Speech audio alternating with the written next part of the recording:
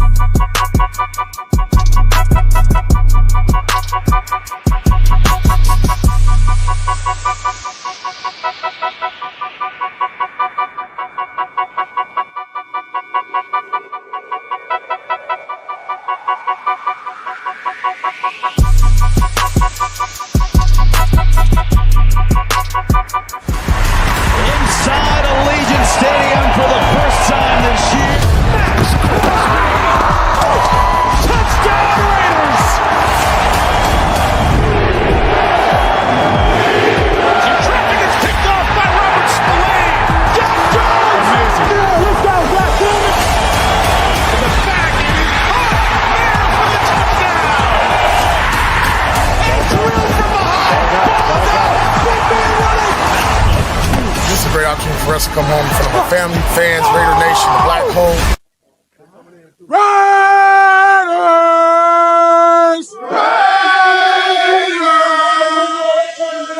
Raiders! Goddamn right.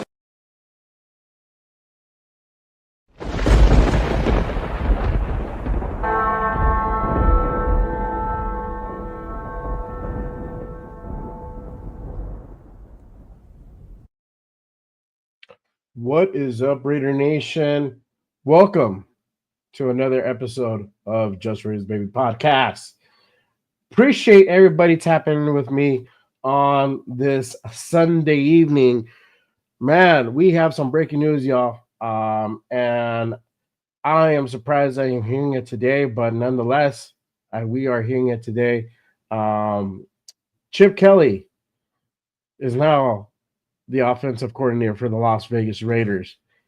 Man, oh man, it comes out of left field. I mean, we haven't heard anything about Chip Kelly even being considered. I mean, this is a name that some people have thrown around, but it is crazy to hear that Chip Kelly is now the coordinator of the Las Vegas Raiders. I threw out that name probably a couple of weeks ago.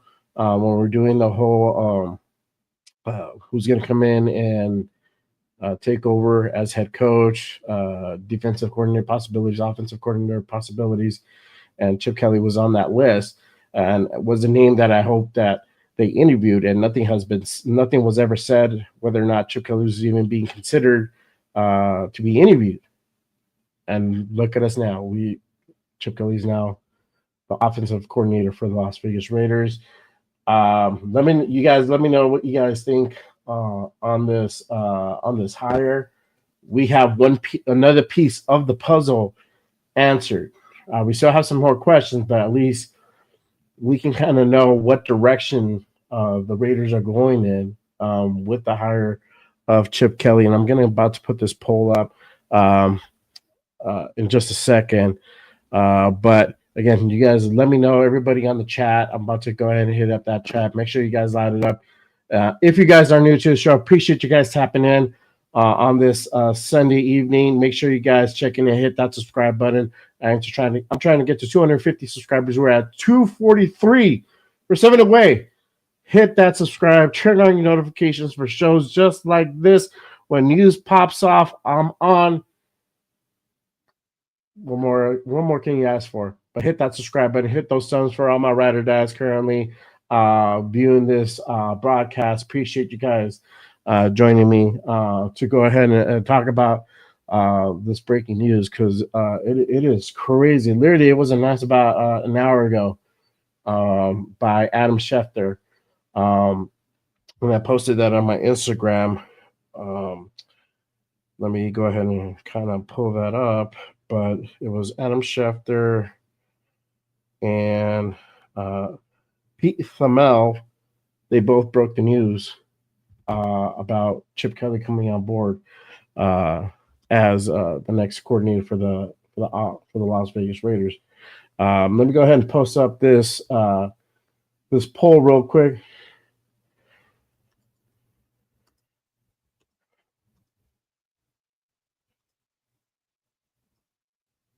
And let me go ahead and hit up the chat.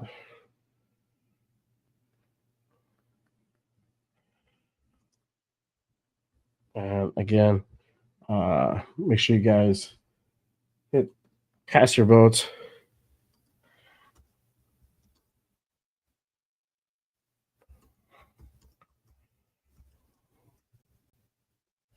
All right, that is up.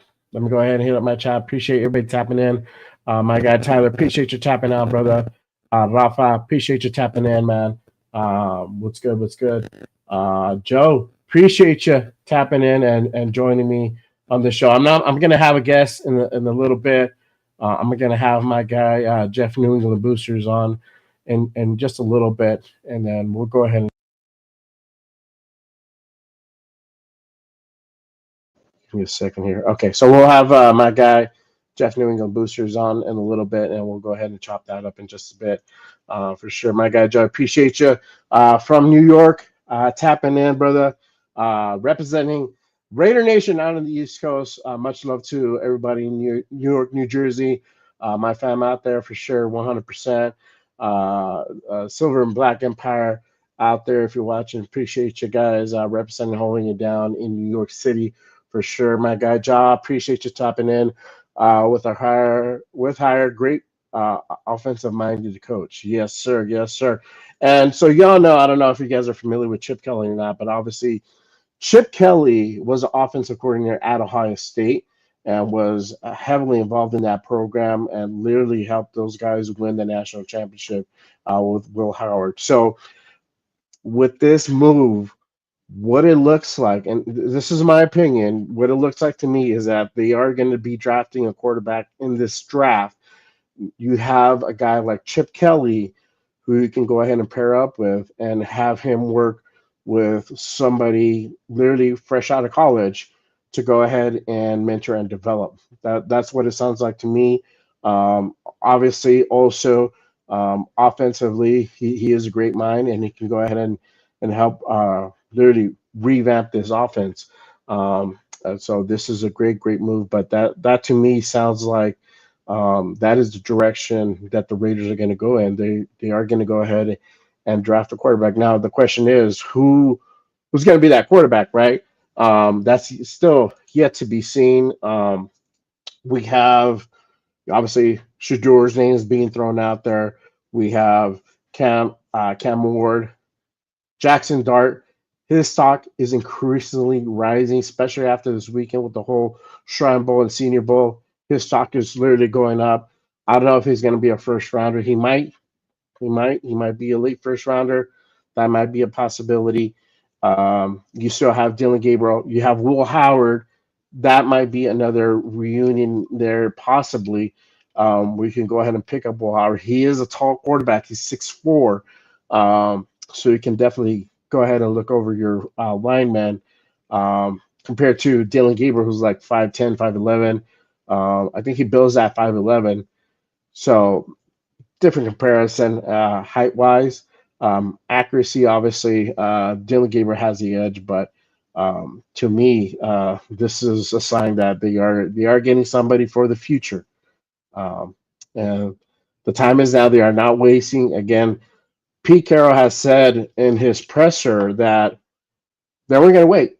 They were going to go ahead and move forward. They were going to be aggressive. They're going to go ahead and make sure that they build a competitive team with the utmost highest standards. So this is what they're doing. Chip Kelly's one of those. Brought back Patrick Graham. I talked about it on yesterday's show with 805.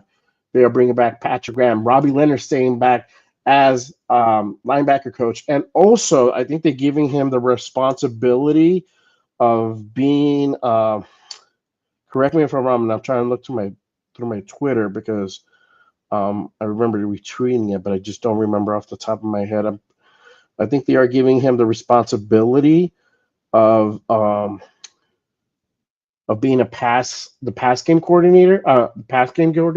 rush coordinator, as well as pass rush responsibility. Correct me if I'm wrong. I just don't know off the top of my head. I couldn't find it on my Twitter, but they are bringing him out. They are giving him some extra responsibilities, though. So that means to me that also they really like Robbie Leonard. They probably they see him as part of the Raiders' future for a long time. They're helping him try to grow. So I am very happy that they are giving Robbie Leonard more responsibility, more things to go ahead and do and develop these guys and help out the defense to really build out this defense to be something that it can be reckoned with, especially in this AFC West, where we have to go ahead and compete with the Chargers, the Broncos, and the Chiefs twice a year. And if you guys remember, obviously we all know we went 0-6 this past year in the AFC West. So definitely got to address that and right that wrong, and either split that or be positive 500 in the AFC West. Obviously, winning some other games outside of the division, but at least beating our division is really what matters. We definitely I've never seen it really where we really went 0-6 in the AFC West. It's crazy. It's something that I haven't seen in a long time. But again, you guys let me know your thoughts on the chat. As always, chat lives do matter. Make sure, again, if you guys are new, appreciate you guys tapping in with me. Make sure you guys smash that subscribe button. Help me support the show. Keep the lights on. It's much appreciated. Hit those subs for sure, 100%. My guy Ja, let me go ahead and go to that. My guy Ja says Emmanuel Acko said he cut me 6 times as something. Offensive savant, true football genius on his Twitter. Okay, gotcha. My guy Brandon, appreciate you tapping in. Raiders need to be on a Hard Knocks team now.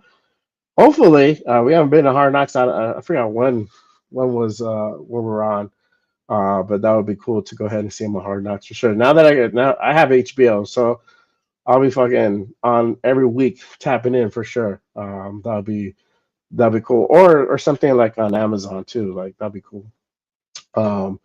Let's see. Brandon say, imagine if they're smart enough to tank 2 more games, better for picks. Now, man, they're not doing it, bro. And if you're really thinking that Raider Nation and the Raider organization wants to go ahead and tank for another season to get like a potential Archie Manning, no way, bro. Sorry, that definitely won't happen.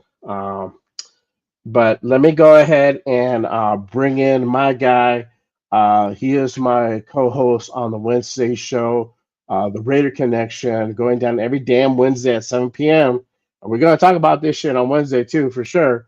And then the impact that's going to go ahead and kind of bring into the team, because it kind of changes the landscape now, having Chip Kelly on board. My guy, Jeff New England Booster, appreciate you for being on, brother.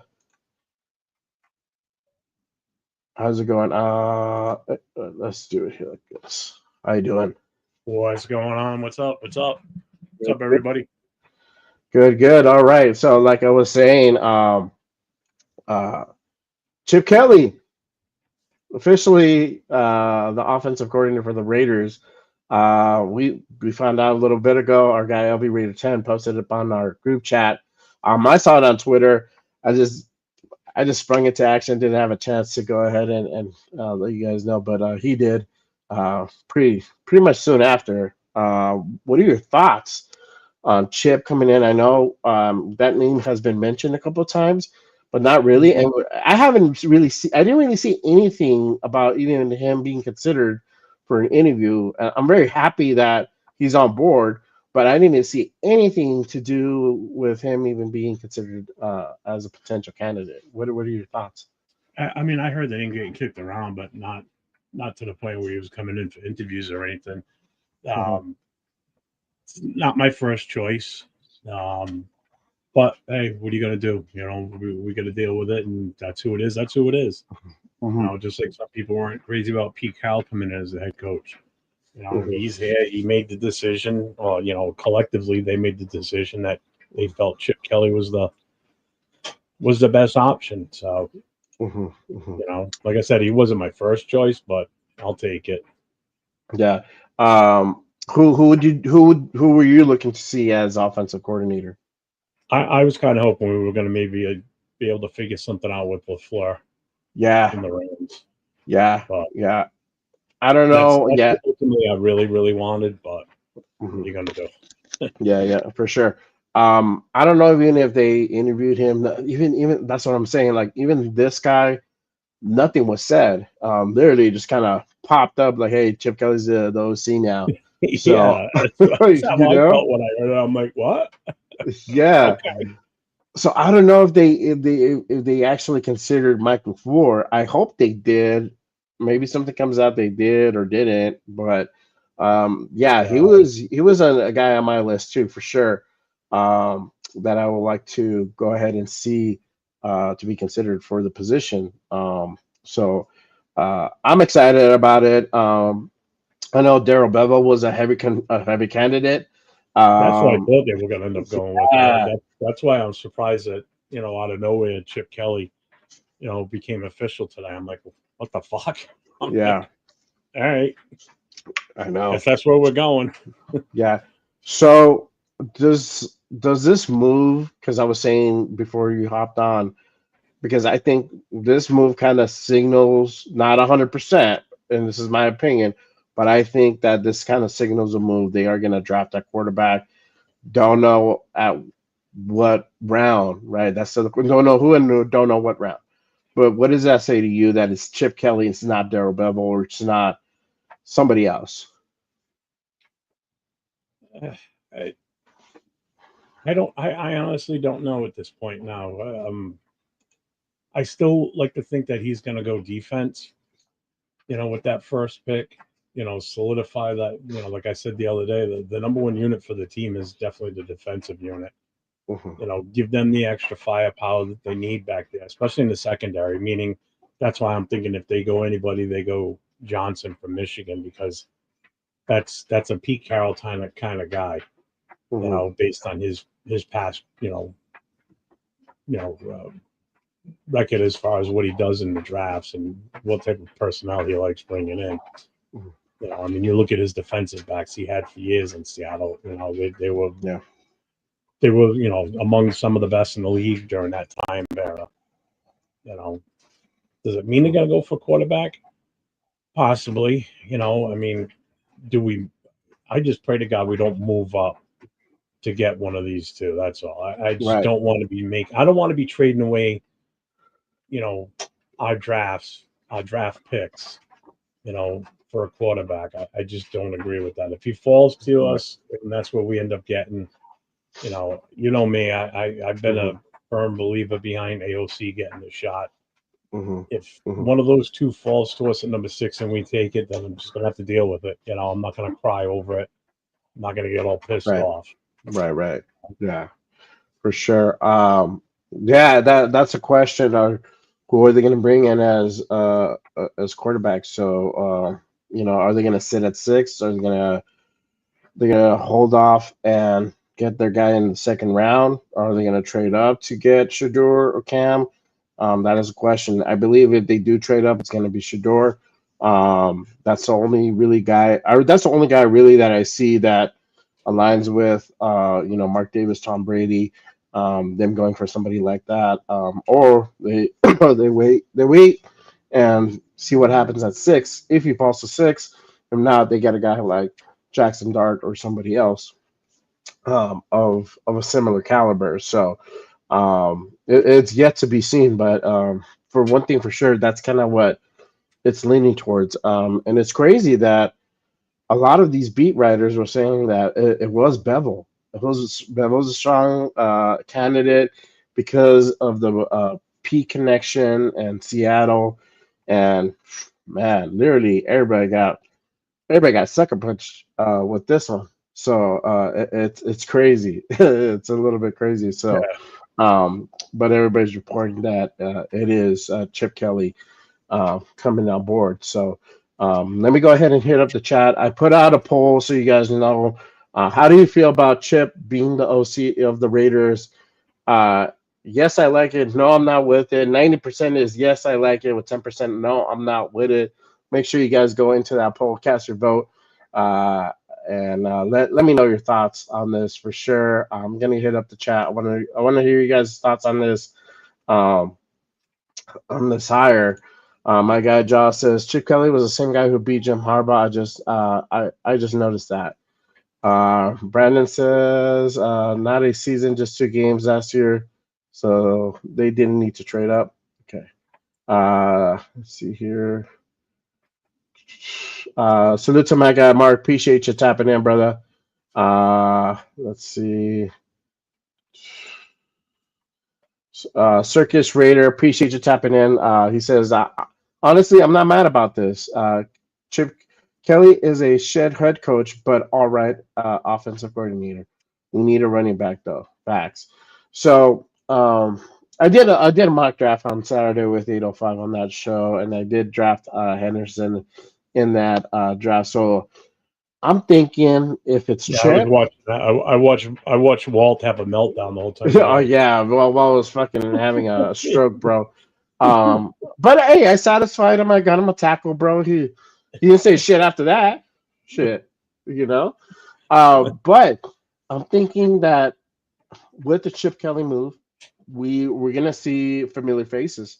Don't be surprised, y'all, if we draft Henderson or Jenkins or both in this draft for running back. That'll be great additions. Those guys' stock is really good.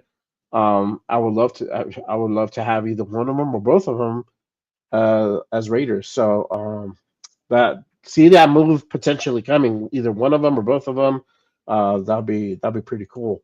Brandon says, I told people Chip would leave Ohio State because it's hard to live up to national title expectations 2 years in a row. Even harder when your QB and O-line and halfbacks and wide receivers leave. Facts, bro. That's good. That's good. That's a good call out, man. And gonna right on the button, bro, for sure. Let's see here. Joe says, I'm with AOC as well. All QBs regress because of Getsy. Who Devontae vouch for? Yeah, we'll see, man. I mean, not necessarily what they get Shador. I don't know. I honestly don't know. Nobody knows, right? Because I mean, shit. We thought Bevel was gonna be the guy, and look where we at. We thought it was gonna be BJ, Ben Johnson as the head coach, and everybody got it wrong. So nobody really knows. But for one thing's for sure, they're gonna get a quarterback. We just don't know at what level, right? What round? Who is going to be? So it's yet to be determined. But we're gonna see next month if they're gonna sign a quarterback from free agency. We'll know that. All right, cool. That's gonna be the bridge. If there's no signing of a quarterback in free agency, we know it's gonna be AOC. Most likely, it could still happen later on. But most likely everybody's going to get signed early on in March. So just keep on lookout for that. So my guy Josh says there's rumors Titans and Raiders are talking right now for a trade. What the fuck is happening? I'm here for it. What trade are they talking about? I haven't really seen anything about that. Have you? I haven't. I haven't heard of anything. Yeah, let me know. Let me know where you're. That's totally against my. That's totally opposite of my narrative that I want. Yeah, that's the last thing I want us to do. Yeah, I don't know who they trade for from Tennessee. So, salute to my guy Sacktown Raider Mike. Appreciate you tapping in on the show on the Sunday night. Let's see, but training big to move up, it's not worth it. Yeah, I mean, you guys saw. I didn't trade up. I actually traded back. I think it was 18th or whatever. I ended up. Yeah. and I got like 2 seconds and 3/3, and bro, it was pretty good. We were able to cover both sides of the ball, which is pretty cool. Joe says, I think they went Chip Kelly because he's an innovator. Yeah, I mean, he turned around that program. They won the Natty. You gotta see what they're doing. I guess Salute to my guy Ray Paul, A my plus. my big negative with Chip Kelly is the fact that his past, like he said earlier in one of his mess posts about him being a shitty head coach. Yeah, he's not. He's like, he kind of reminds me of Josh McDaniels. Good offensive coordinator, horrible head coach, and Chip Kelly's right in that mold of good OC, horrible head coach. Mm-hmm. It's just that's the only thing his past experience.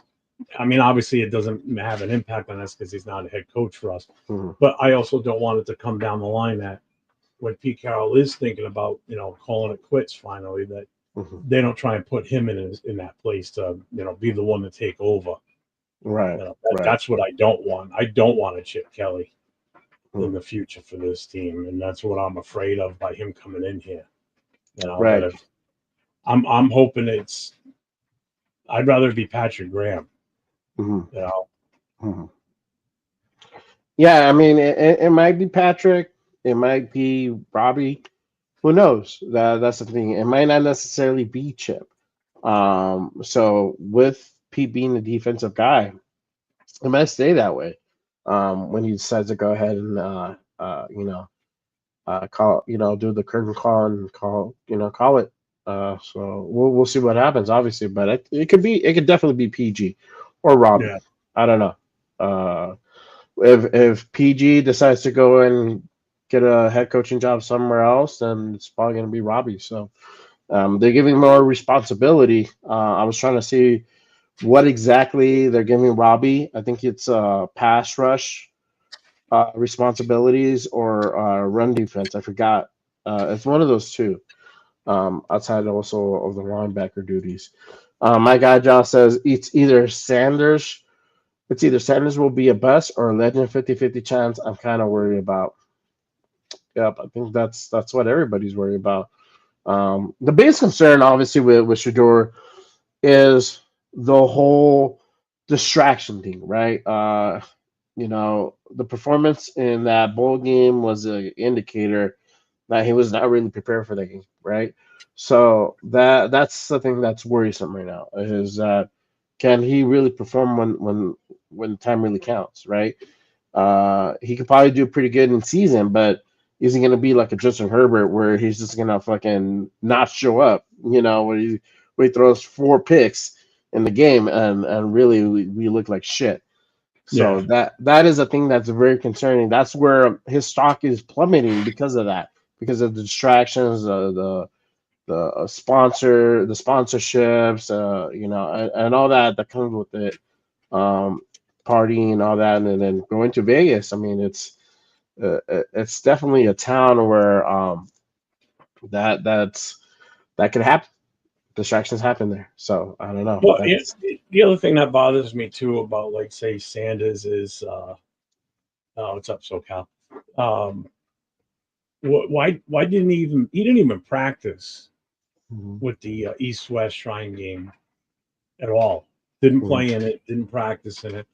And it's funny because I mentioned this the other day somewhere, and someone said, I think I mentioned it Friday night, and someone said, well, that's because of his NIL money, and I'm like, well, that should tell you everything right there about what type of person this kid is. So he's more worried about the money he's getting through his NIL contract, to where he doesn't want to get hurt or whatever, in practice or playing in that game. So when he's getting his money from the NFL, from us, from the Raiders, if we draft him, how much is he going to be out there giving it 110% when he's worried about, the money he's making, how this is going to affect him in the future. And, it just, that's what kind of scares me about, someone like that. And then Ward, it's the same thing. Everybody's like, well, that was his coaches that took him out of the second half of the game. But if you're a true team player, you would be standing there fighting with the coaches to let you back in that game, to be out there and play with your teammates and win a bowl, especially when you're losing and you're only out there for the first half. You got your stat line that you wanted, the records and everything. And yeah, supposedly it was a coach's decision. Coach's decision or not, get me out there. You guys want to win this game. Let me out there so I can have an impact on this team to win. So that tells me two things on those two players. That one's not committed because he was happy then. All right, he got his record, he ran off. And the other one is more thinking about the money rather than the team, or trying to do better. And the other one is that's what kind of scares me on both of these guys. I don't like it. I don't like it at all. Yeah. So, I mean, if you look at it this way, I see it as just like any other guys. We did the same thing to Max. Max came out before the season was over. Didn't have to go out and risk his body anymore because we're not in playoff contention. We're not really playing anything but for pride. Now the way that college football is set up, it is a similar business like the NFL, where these guys have to protect their interests. I mean, these guys are first rounders. They know that there's really nothing much for them to prove right now, because they know that no matter it's a matter of where in the first round are they going going. A guy like Jackson Dart, Dylan Gabriel, they're trying to increase their stock. So it makes it more beneficial for them to go out and practice and play at a Shrine Bowl or a Senior Bowl, so they can go ahead and increase their stock, or do the combine so they can go ahead and go up higher on those draft boards, right?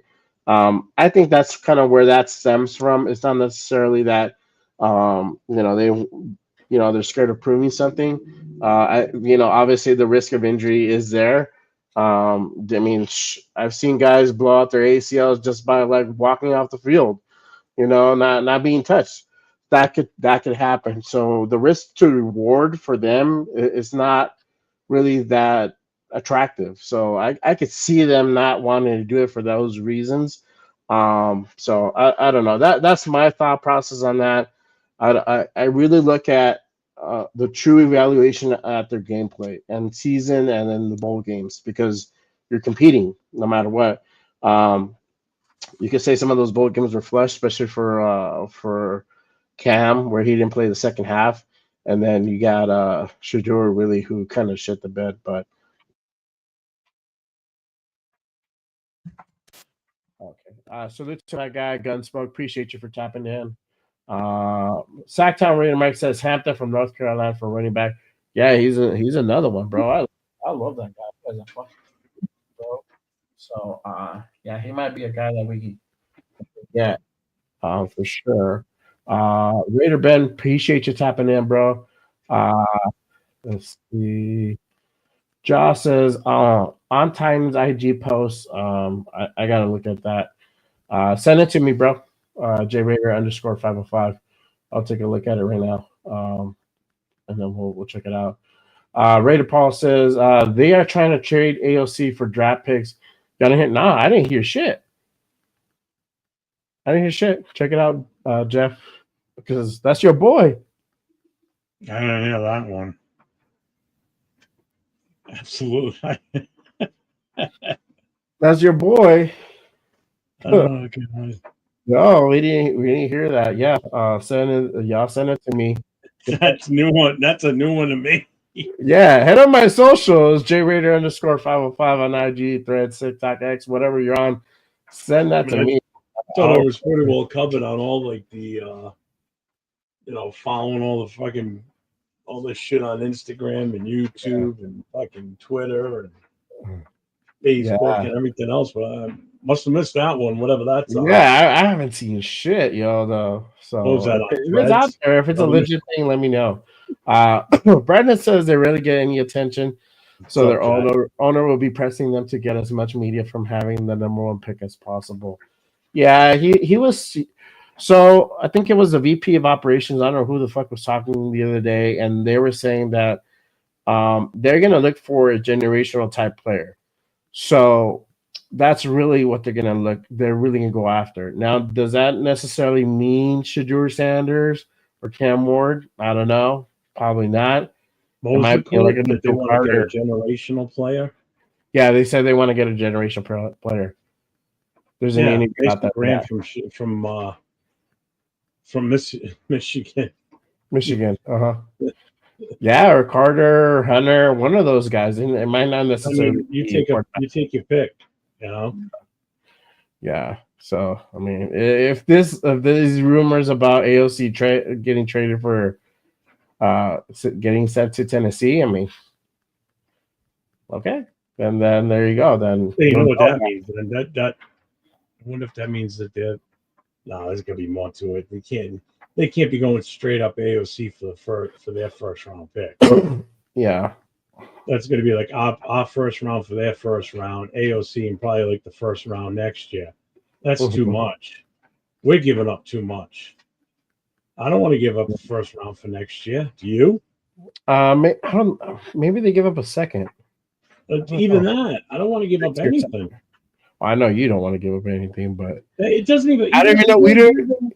Even if we didn't have a AOC, say we didn't have AOC and we had Minshew, I still wouldn't want to do that because I don't want to waste draft picks. We need too much.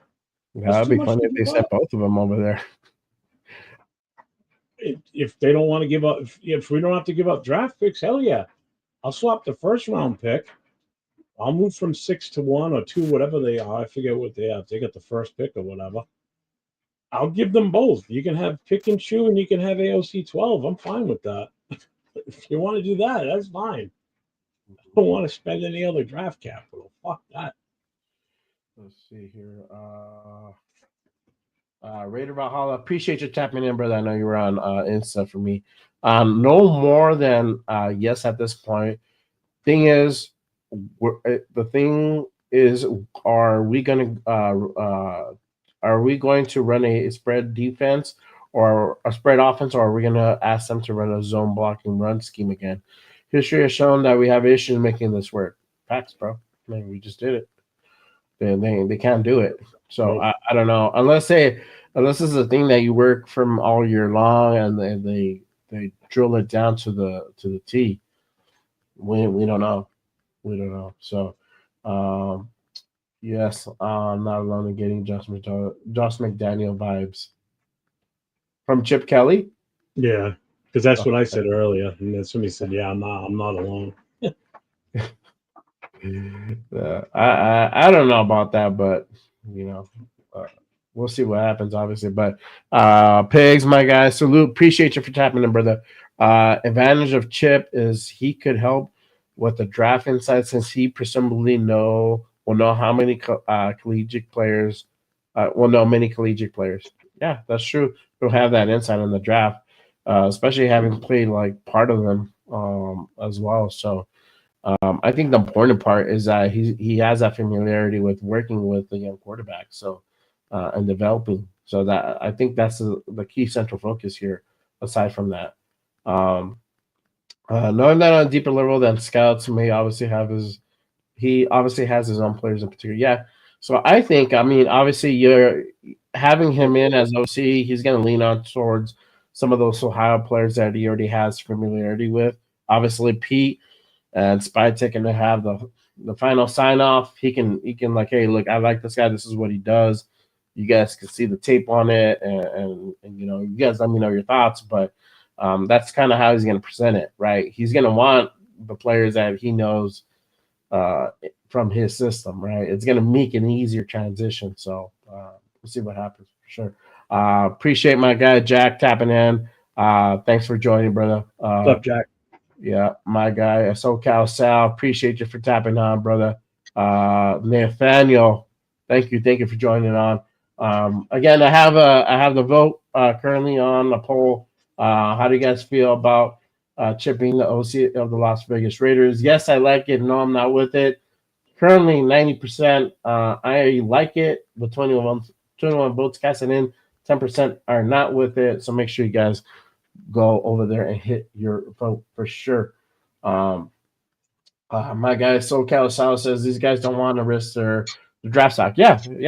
I mean, why would you? There's no reward. The risk to reward ratio is the risk is too high. You know, they don't need to prove anything. They know they're going to be number one, first rounders. They just don't know where exactly at. Salute to my guy, Raiders Fool Chris. Appreciate you for tapping in. What up, fellas? Let's draft Henderson to pair up with Chip Kelly. Yep, or Judkins. I'm down for either or both if we double dip at 3. So I am not mad at that for sure. Appreciate my guy Troy jumping on. We take them with both our third round picks. Yeah, we can take Close enough. That's if we don't even trade back. So imagine we trade back and we get another second or third. That's 3/3. Bro, we're putting the fucking team together with that. Troy says, I'm okay with the hire, but not head coach. So stay at OC. It's going to be good. Yeah, so that's what he's saying. Like, Jeff was saying a little bit ago that, hey, one thing that he's concerned about is that he doesn't want to see Chip as a head coach when they to go ahead and hang it up, right? It might not necessarily be him. It might be PG. It might be Robbie. They kept Robbie for a reason, and they're giving more responsibilities. He's going to be learning from Patrick Graham and Pete Carroll, the two of the best guys in the business. I mean, who else do you want to learn from? I mean, there's other names out there too, but these are the top guys you want to go ahead and learn from and be able to create your own system underneath theirs, right? So, yeah, I mean, I think we shouldn't panic quite yet on that move. Tyler says, "What QB do you Raiders draft?"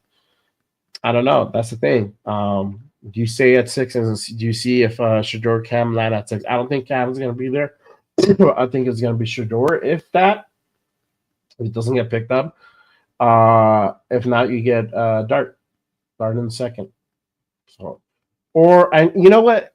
I don't know if you see it. I don't know if you're active on Twitter, Jeff, but some of the scenarios are saying some of these guys out there are saying that they would want us to trade up from second to get Dart in the late first, so to get that 50-year option. What do you think about that? I wanted to ask you that question.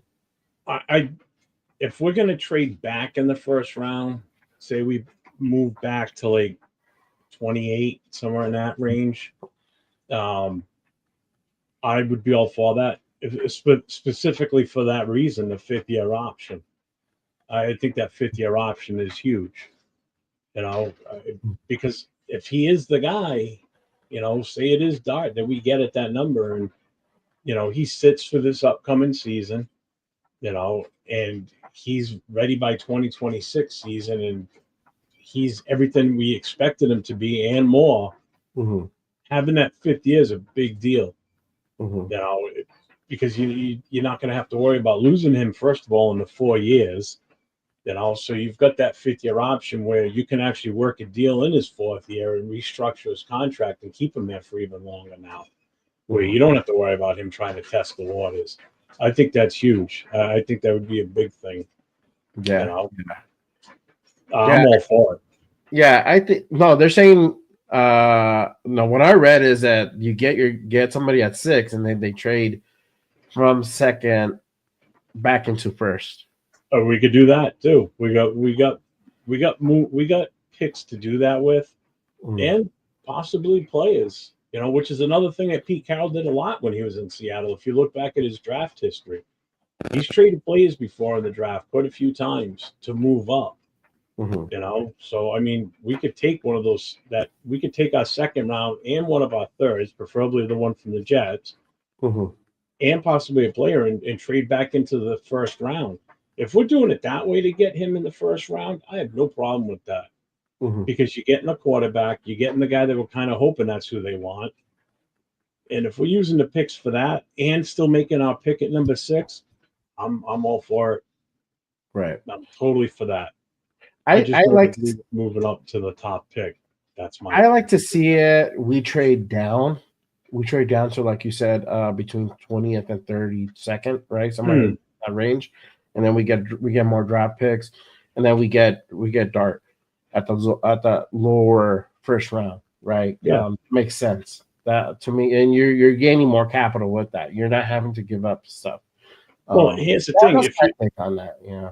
yeah, but here's the thing: if you're trading your sixth overall pick, right, and moving back that far in the draft, whoever you're trading with, they're giving you a hell of a lot of picks. They might even be because of where you move. They're moving up too. You could possibly get a first round pick next year out of them too. To be honest with you, Mm-hmm. because that's a big move. They're going if they say it is the 28th pick. That's just whoever is at number 28. Mm-hmm. If it is 28, that's a big jump.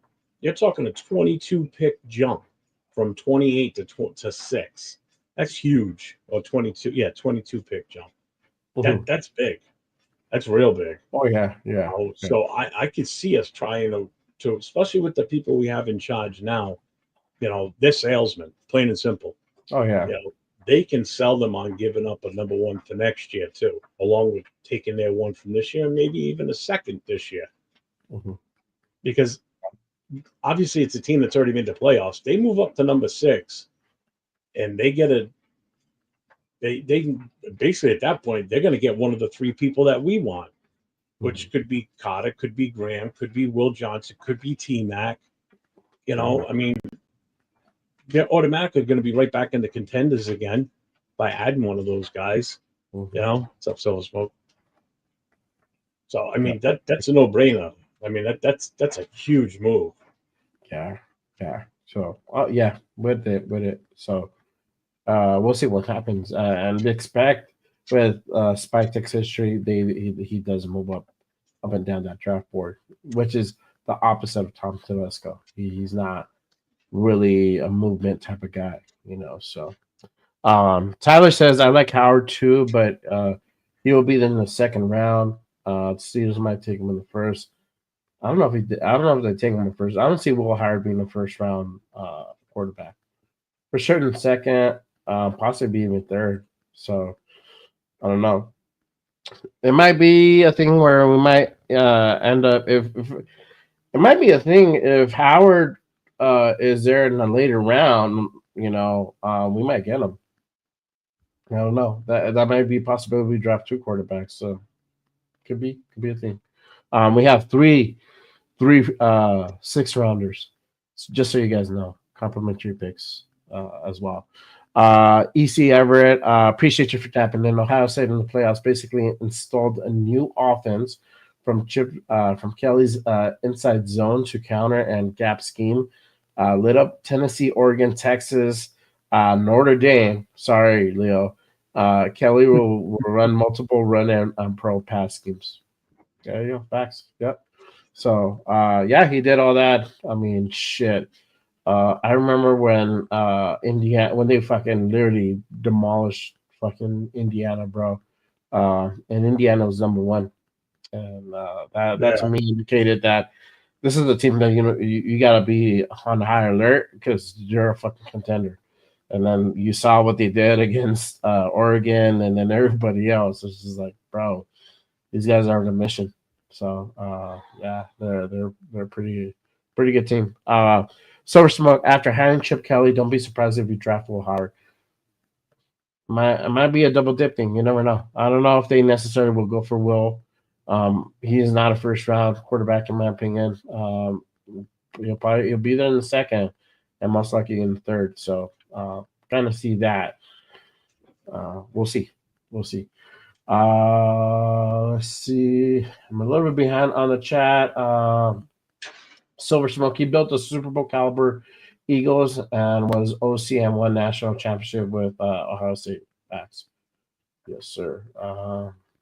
Pig says franchise tag and 5th-year option don't seem to mean as much as they used to. Guys can hold on and create problems for the team if they want a real extension. Might be a thing. Obviously, we'll see who they pick and kind of where we're at performance-wise with those quarterbacks. Let's see here. Frank Weber, appreciate you for tapping in. This group of coaches might not be comfortable coming out of the gates with a rookie QB. I would say that honestly, with Pete and now with Chip, these guys have experience working with young players, young quarterbacks. This is probably the best group that you're gonna see who's gonna be comfortable working with a rookie quarterback. So I'm gonna have to disagree with you there, brother. But if it was somebody else, maybe that wouldn't be the case. Maybe if it was a Bevel, um, that might be true. But it's Chip and Pete, so no. See what happens. Again, appreciate everybody tapping in with us on the Sunday night. Make sure you guys smash that subscribe button for both the channels. Make sure you go on my guy Jeff at NE_Raider Boosters. Hit that subscribe button.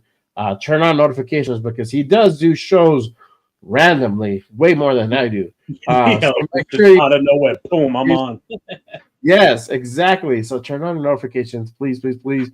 When news breaks, we're on it. Where we try to be on it. Jeff is faster than I am on some of these shows. So make sure you guys hit that subscribe and notification. Same thing for me at Just Raiders Baby Podcast. Hit the subscribe, Savage. hit those thumbs. Appreciate you guys tapping in as always.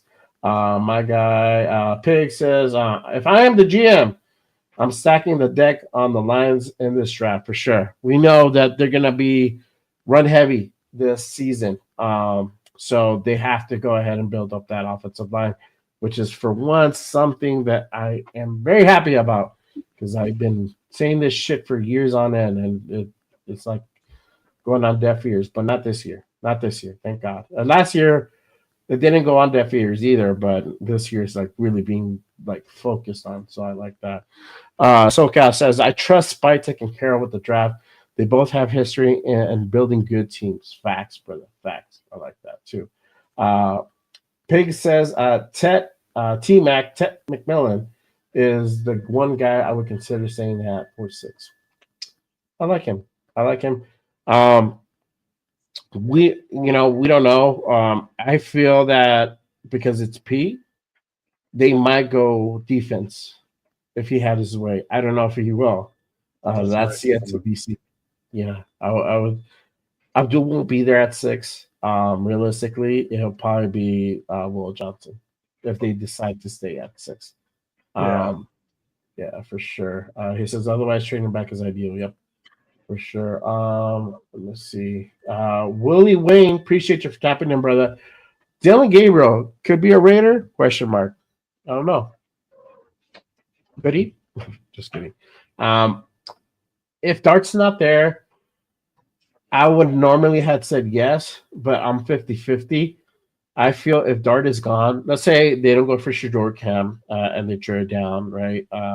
Let's say they stay put at 60, don't get Shador Cam. Dart is gone. I feel like they might go for Howard. But they won't do it in the second. They'll probably do it in the third. They'll get somebody else in the second, a high power player in the second round.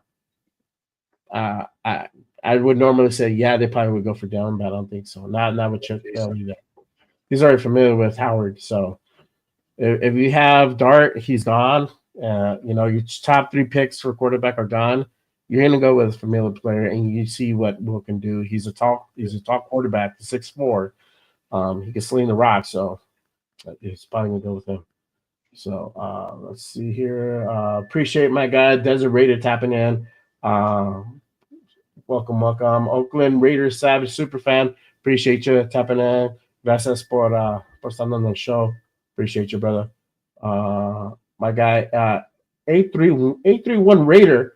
Salute. Just jumped on. My apologies for asking. Perhaps you guys already talked about. How do you feel about Justin Fields in Chip Kelly's offense? Salute, brother. Appreciate you jumping on. Make sure you check in, hit that subscribe button on both channels for sure. I don't know. How do you feel? I'll let you go first, Jeff. Well, and I saw this question come up a few minutes ago too, so I was already prepared for this one. There you go. My question though was Fields there, or was Chip Kelly in Ohio State when Fields was there, or did their paths not cross?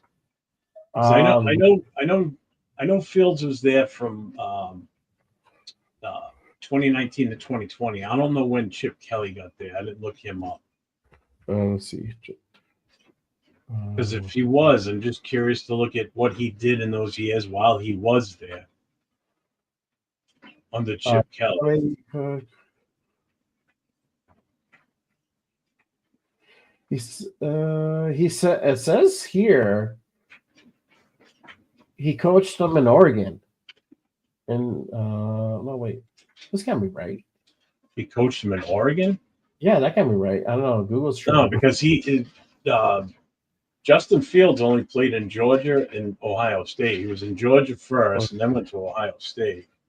Let's see, Justin Fields' history. Let me if you guys can find the answer faster, I appreciate you guys. Let's see. Yeah, he was Ohio State. History, Ohio State. I'm trying to look this up because that is a good question. Okay, so he was there 2019 to 2021. No, he was Chip Kelly was in Ohio State for 2024 only. Okay, well, there you go. All right, so they never crossed paths because I was just going to try and compare. Want to see what he did while he was in Ohio State if Chip Kelly was there, because that would tell you everything right there, obviously. Yeah, for sure. I don't know. I don't. I mean, how does he match up to? How would you say he would match up to Howard? Would be the big question. Mm-hmm. If he's meaning Fields, like how is Fields in comparison to like Howard? What type? I don't really know a lot about Howard other than what I watched in the last couple of games, during their college playoff. So I don't know how he was during the season. Like I don't know how mobile he is versus Fields or vice versa. Right. I will say this: I don't think Fields is that great of a passer compared to Howard. To be honest with you, I think Howard might be the better passing style QB. I think so. You could work with him, to be honest with you. Yeah. I think it obviously for one is going to be way better than fucking Getsy. That's for sure. Anything is better than Getsy. As you see, when he went over to the Steelers, it was a big improvement. They just had him out because they didn't want to give up that higher draft pick, right? So I think he would do pretty well in that system. I don't know if necessarily would the Steelers let Justin part ways. It could be, but I feel like if they have to choose between the two, they're gonna probably keep Fields. That's my. I mean, Pittsburgh's kind of stuck in the same rut we are too. We're still waiting to find that perfect quarterback. Like in Pittsburgh's case, they're still trying to find their next Ben Roethlisberger, because since he retired, they've had shit luck at quarterback also. You had that draft where they brought in Kenny Pickett, and everybody thought he was going to be the next greatest thing there in Pittsburgh because he went to Pitt. He practiced pretty much in the same facility that the Steelers did, so the Steelers coaching staff all knew this kid on a first name basis because he was always there. So they all thought it was going to be a perfect transition, and he turned out to be a bust for them. And now he's the backup in is it Philly? Really? I forget what team he's with now, but he's a backup now. Yeah. So it's like Pittsburgh still hasn't found it. They didn't find it with Russell Wilson, and they didn't find it with Justin Fields. And I say that because neither one of them could hold the starting spot. Fields did at the start. He was winning, and then they, for some reason, benched him to put, Russell Wilson in there. And even Russell Wilson struggled down the stretch, but they still never swapped him out. I don't get that one. You're going that kind of a losing streak. How do you keep sticking with the lame hand here? Why not put the heavy, put someone else in, give him another shot? Right. So Pittsburgh still is in that rut. Who knows what they're going to do now? Yeah, for sure. Let's see here. Let me What's up, catch Asylum? later, Paul. Appreciate you for tapping in, brother. See you, Paul. Let's see. SoCal says, "Why do I have a feeling they don't get a QB in free agency? Minshew might. Oh, I don't think they make that mistake again. No, they won't keep. I don't think they'll keep Minshew. That's the way it's just not gonna work. So they probably get that dead Dude, cap. you're all static. My staticky. Yeah. Hold on.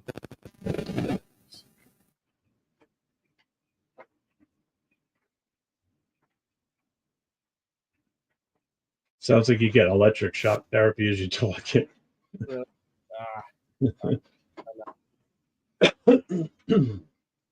Better, worse. They can barely hear you now, but you're not static. I'm not static. Hear me now. Hear me now. Yeah. No, still there. They just started again. I just started it again. Okay. Yeah. Go ahead and want to answer. Here, let me put up another one. No, that sounds better now. Okay. All right. It's weird. Yeah, you're good now. I'm good now. Okay, cool. Yeah. All right. Perfect. All right. Yeah. I mean, yeah, they probably won't keep. They won't keep Minshew. They're gonna move on from him. They'll eat that dead cap. So we'll see what happens. Raider Fools Chris says, I wouldn't mind Will Howard. He just needs to work on those throws into traffic. Yeah, I mean it's a work in progress thing. I mean, every QB coming out of the draft is still going to be. They still need a lot of work. I mean, it's a different speed, different gain. That's why Shador is considered to be that favorite because out of everybody, they feel that he can be the most QB ready, where he can kind of read what's going on and make those throws, make the decision making throws out of everybody in the class. So not necessarily because he's that mobile quarterback. It's just an incentive that he is, but also too. I mean, we see the problem with Shador. He holds on to the ball too damn long. So that's the thing. That's the thing that they have to work on. Like, bro, if you try to go ahead and hold on to that ball the way you do, you're not gonna last the fucking season. It's not gonna work out. So it's like you're gonna get hurt for your own thing. If the play is not there, and you gotta let it go. You gotta throw it away. Sometimes that's how it goes. So for sure. EC Everett says Fields was drafted long before. Yeah, okay, yeah, we found that out. 4 years. 4 years before. Yeah, let's see. Down here. Yeah, Frank says Uncle Rico's probably gone. Yep. Oh, I guarantee that one. I can't. Yeah. We're gonna dump that salary as fast as we can as soon as we can to where it doesn't impact us. Yeah, my guy Jackson. Raiders need an O lineman to run this run scheme for sure.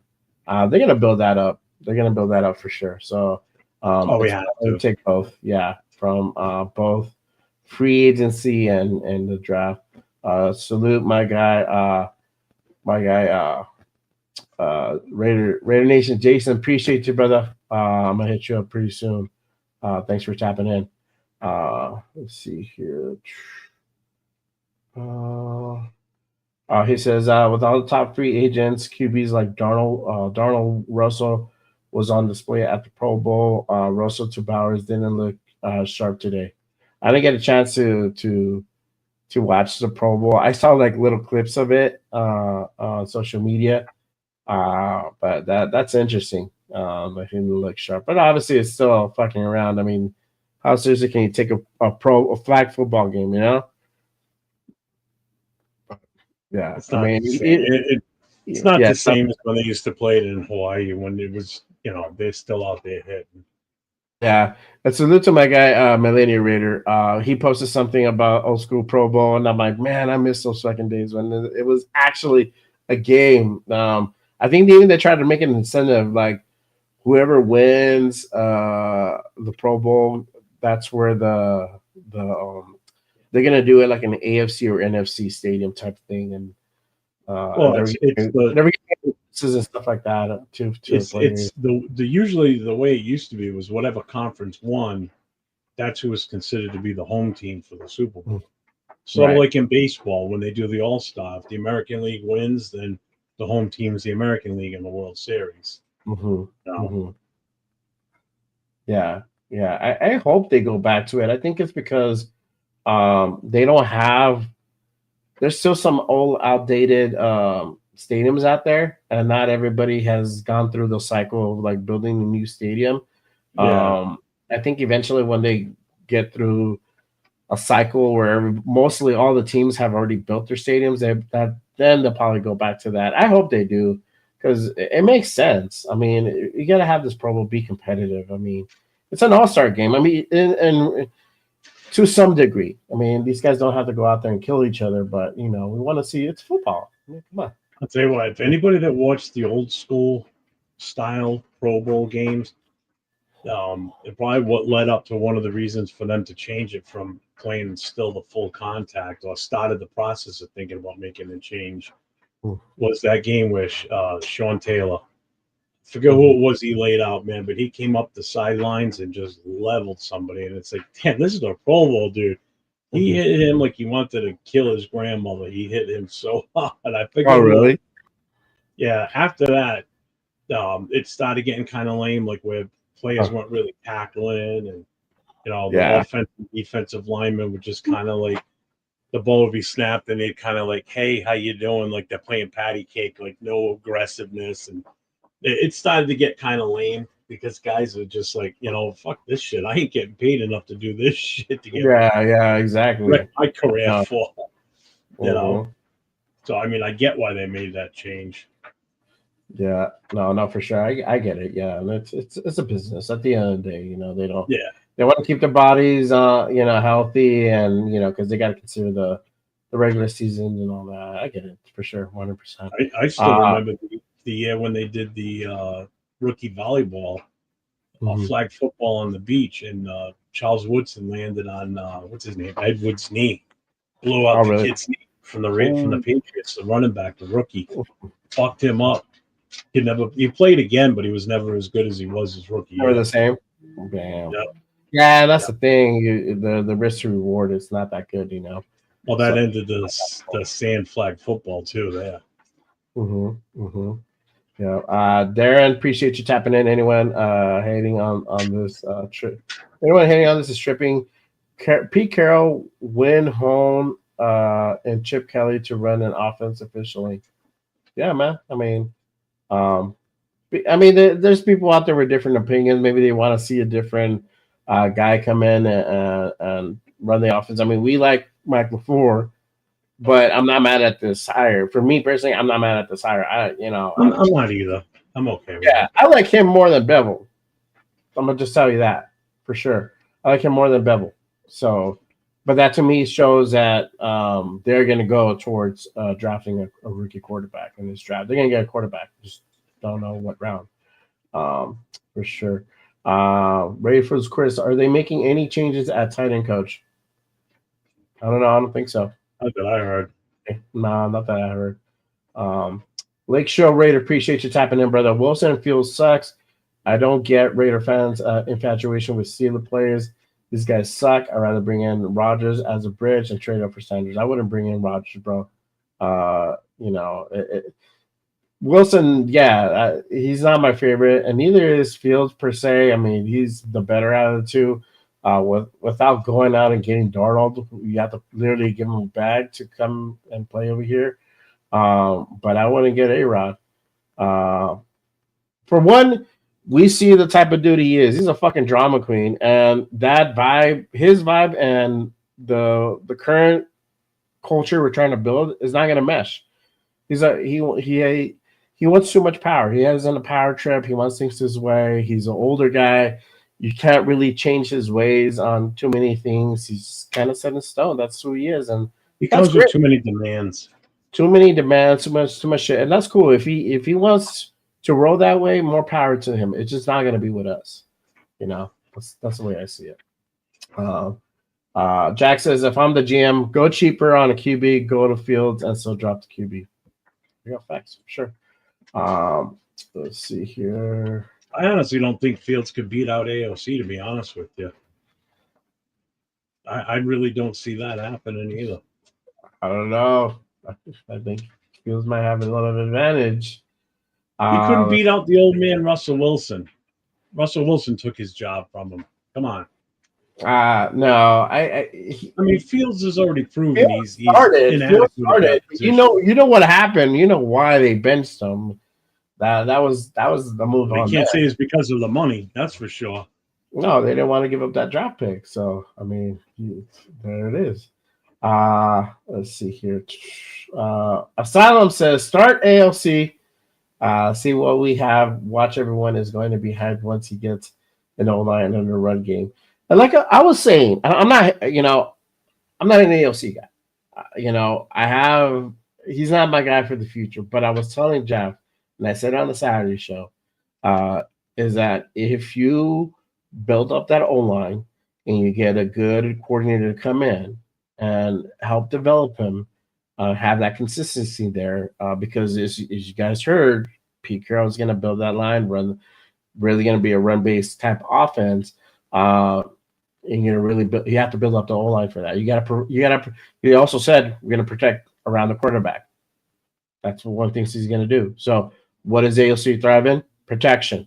What we've seen, I'm playing devil's advocate, what we've seen the last 2 seasons is because the O-line has been atrocious up until the end of this past season, right? We're starting to see that O-line get better. Obviously, Getzy was gone. You have the Turners came in and Joe Philbin that changed things around, and we saw that progression in the O-line.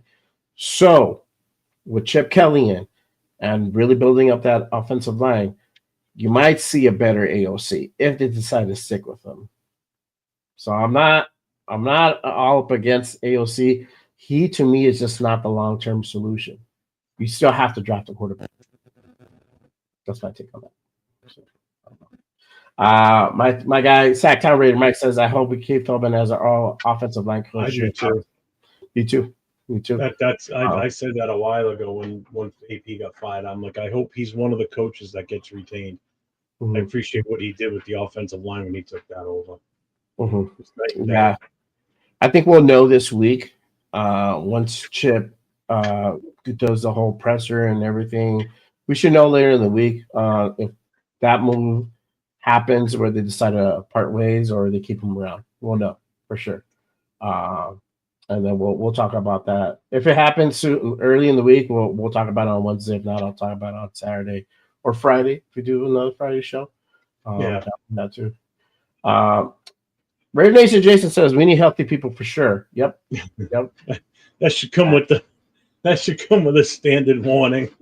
Yeah, right. Be healthy. Don't have any prior injuries. We don't want damaged goods. We got enough of damaged goods already on this team. Yeah, sprains only.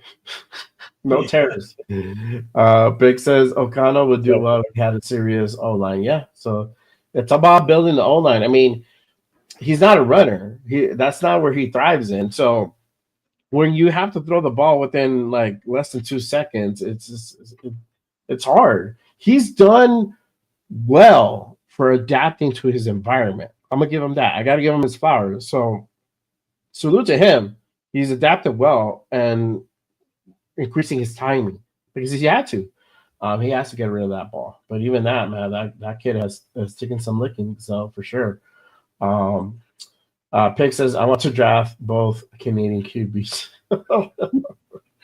Oh, man. Who's in the draft? I don't know. Oh, Gord. Yeah. Gord, appreciate you for tapping in, brother. Thank you. Make sure you check and hit that subscribe. And anybody else, appreciate you guys watching on the Sunday night. Make sure you guys check and hit that subscribe button on both channels. Hit those thumbs as well. Keep supporting the shows. Help us keep these lights on and bringing more content to you guys. Asylum says, I'm not against drafting QB later, like 3rd or 4th, but we definitely don't. I don't know what we have with O'Connell because his first 2 seasons, we asked to play captaincy of a hope. For sure, bro. For sure. with a terrible fucking O line.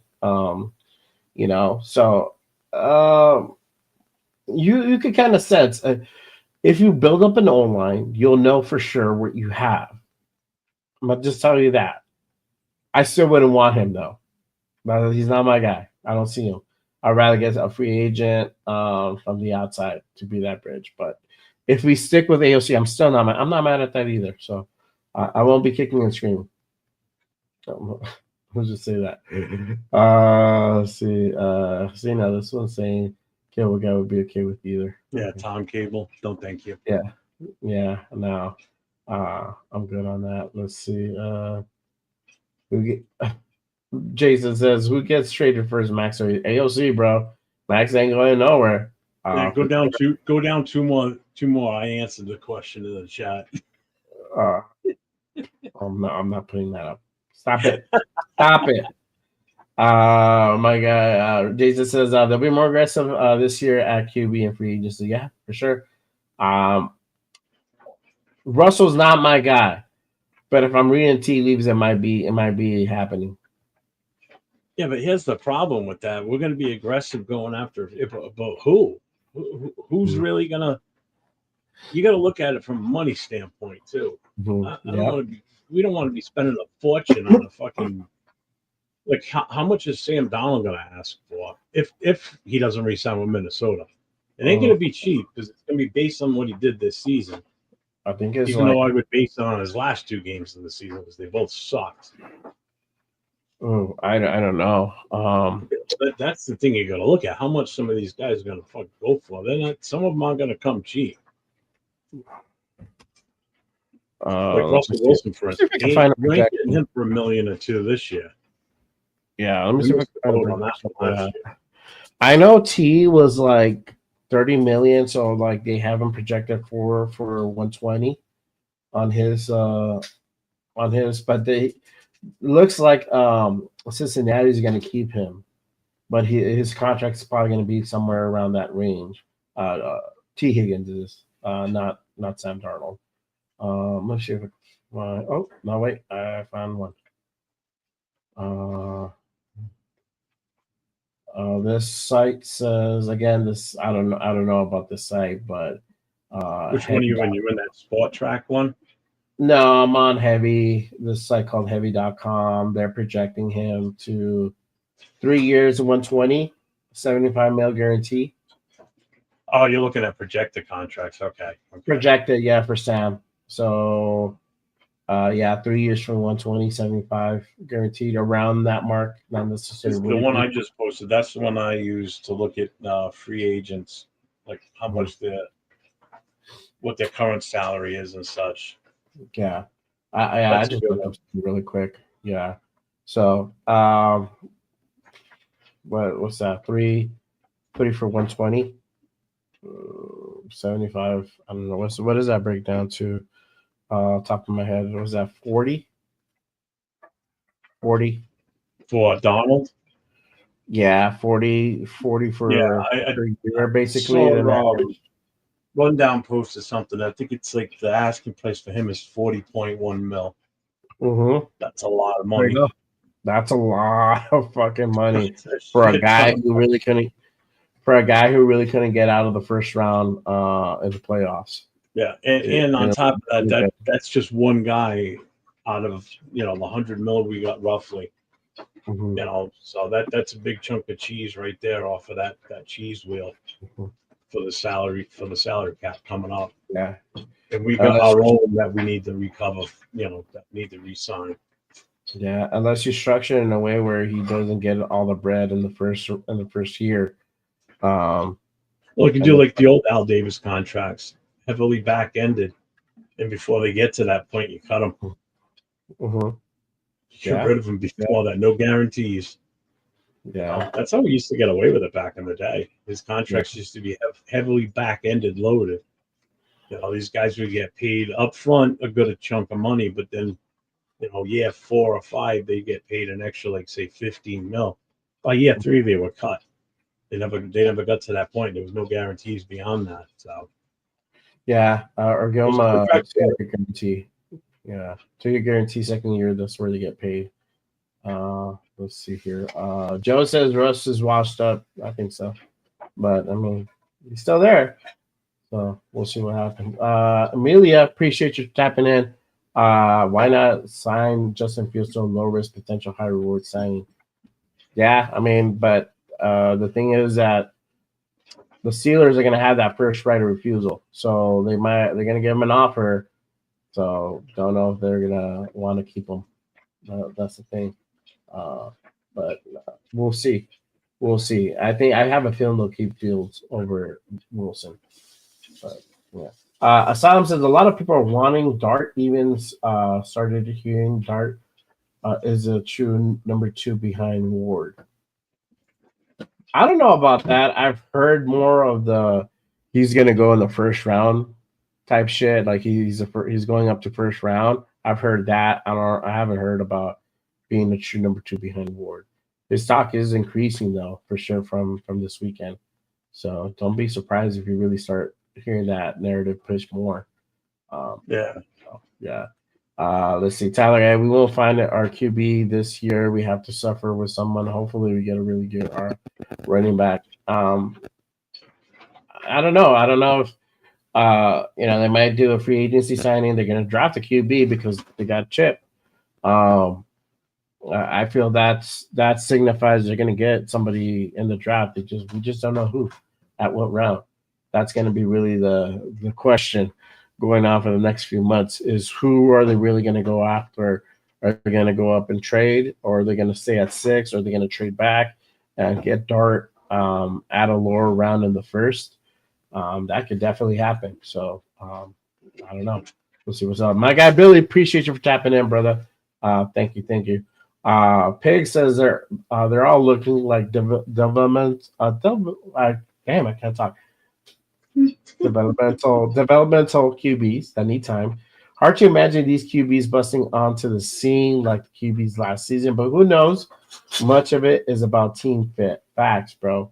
The only one really that we've seen is just 3 of them. So it's Jaden Daniels, Caleb Williams, and Bo Nix. Those 3. We didn't see anybody else play this season, like in an actual regular season. Drake May sat. McCarthy was injured, so he sat regardless.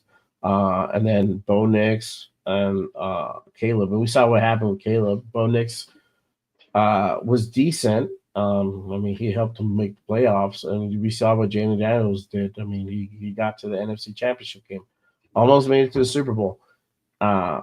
The second overall pick, and like you said, it all depends. The team fit. They have Cliff Kingsbury over there, and that's also why they made it that far. So I forgot who the Bears had for their OC, but he's gone obviously.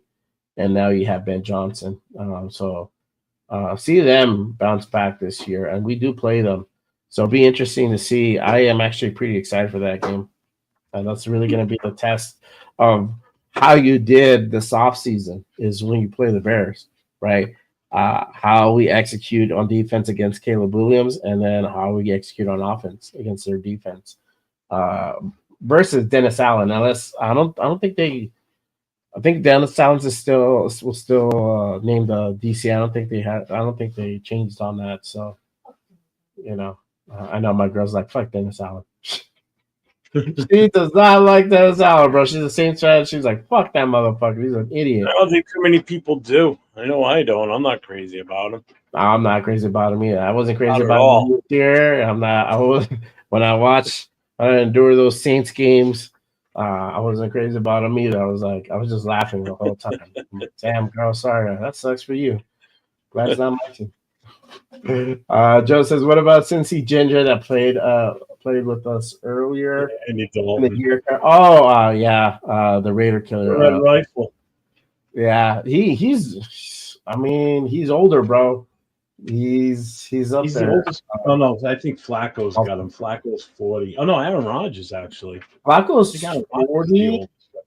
Yeah, but he's not on the free agent list. Nah, Flacco is that. That's when he gets cut.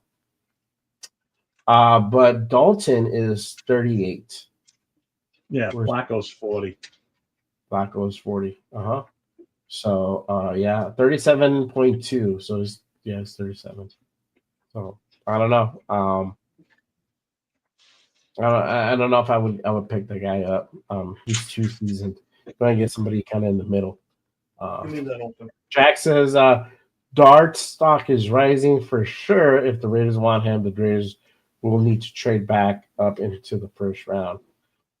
I don't know. Yet to be seen. Still got the combine. We'll know. We'll kind of have more of an inkling. I think what's his name? Guy Metzger. He has his ranking system, so he's going to do one pretty soon. And normally, a lot of the projections go off of that. So we'll see what happens. The guy before McCullough from Pearls. Yeah, Sam Darnold, man. Let's see here. Maybe it says, do you think the Raiders potentially signing linebacker Devontae David from the Tampa Bucks? I don't know. Is he free agent? Let me look. Linebacker. Yeah, he's there. Yeah, he is. Though he's 35. 35. His current salary was 8.5 mil. Uh-huh. I don't know. I don't know if we get that guy. I honestly feel that we can get a pretty decent linebacker from the draft. I will say this: the linebackers in the free agency, they're not young. No. Let's see. Shopkeep, appreciate you for tapping in. Howard, baby, 100%. 6 foot natty winner. Maybe, bro. Don't sleep on that. You're not wrong, bro. That could definitely happen. Or they can double dip. Quarterback. We'll see. If he's there like in the later round, don't sleep on Howard. So we'll see. Yeah, we're talking about the Lakers trade. Jack says, what do you boys think? Trading some of the 6 rounds for 2026 pick, 5th rounds. Just a thought. I would probably, I wouldn't mind trading maybe like. How many 6 rounders do we have this year? Three. To be honest with you, I would rather trade those this year to move up further. Like, say, trade 2 of them and move up 2 rounds or 1 round. You know, I mean, shit. You want to try and trade all 3 of them and move up to like maybe round 4, possibly the end of round 3. Wouldn't be opposed to that either. Round. Yeah, I could do another 5th round too. That's also an option. Let's see here. Lawrence. Rather use those picks this year. Yeah, exactly. And Pete doesn't have a whole lot of time. We need that QB in a hurry for sure, bro. We do. It's gonna happen. We just don't know exactly from where. It's probably gonna be from both. Amelia says, how about the Raiders drafting Alabama Jalen Milroe? Nope, pass on that, girl. I'm good on that one too. He has athletically gifted, but when it comes to throwing the ball, this dude cannot throw the ball. His accuracy sucks. If you want a running back, you basically want a running back who is a quarterback at that point. And that's not really going to fit our system. Shopkeep, please, no, not Milroe. Not Milroe. Not Milroe. With Chip Kelly here, I mean, definitely don't see Milroe happening. It's probably going to, like I said, if Cam Shador and Dart are gone, look Howard to be drafted for sure. That's going to be the guy if they're gone. Possibility that they might still want to get Howard, double dip, and to get Dart and Howard together and keep AOC as the bridge.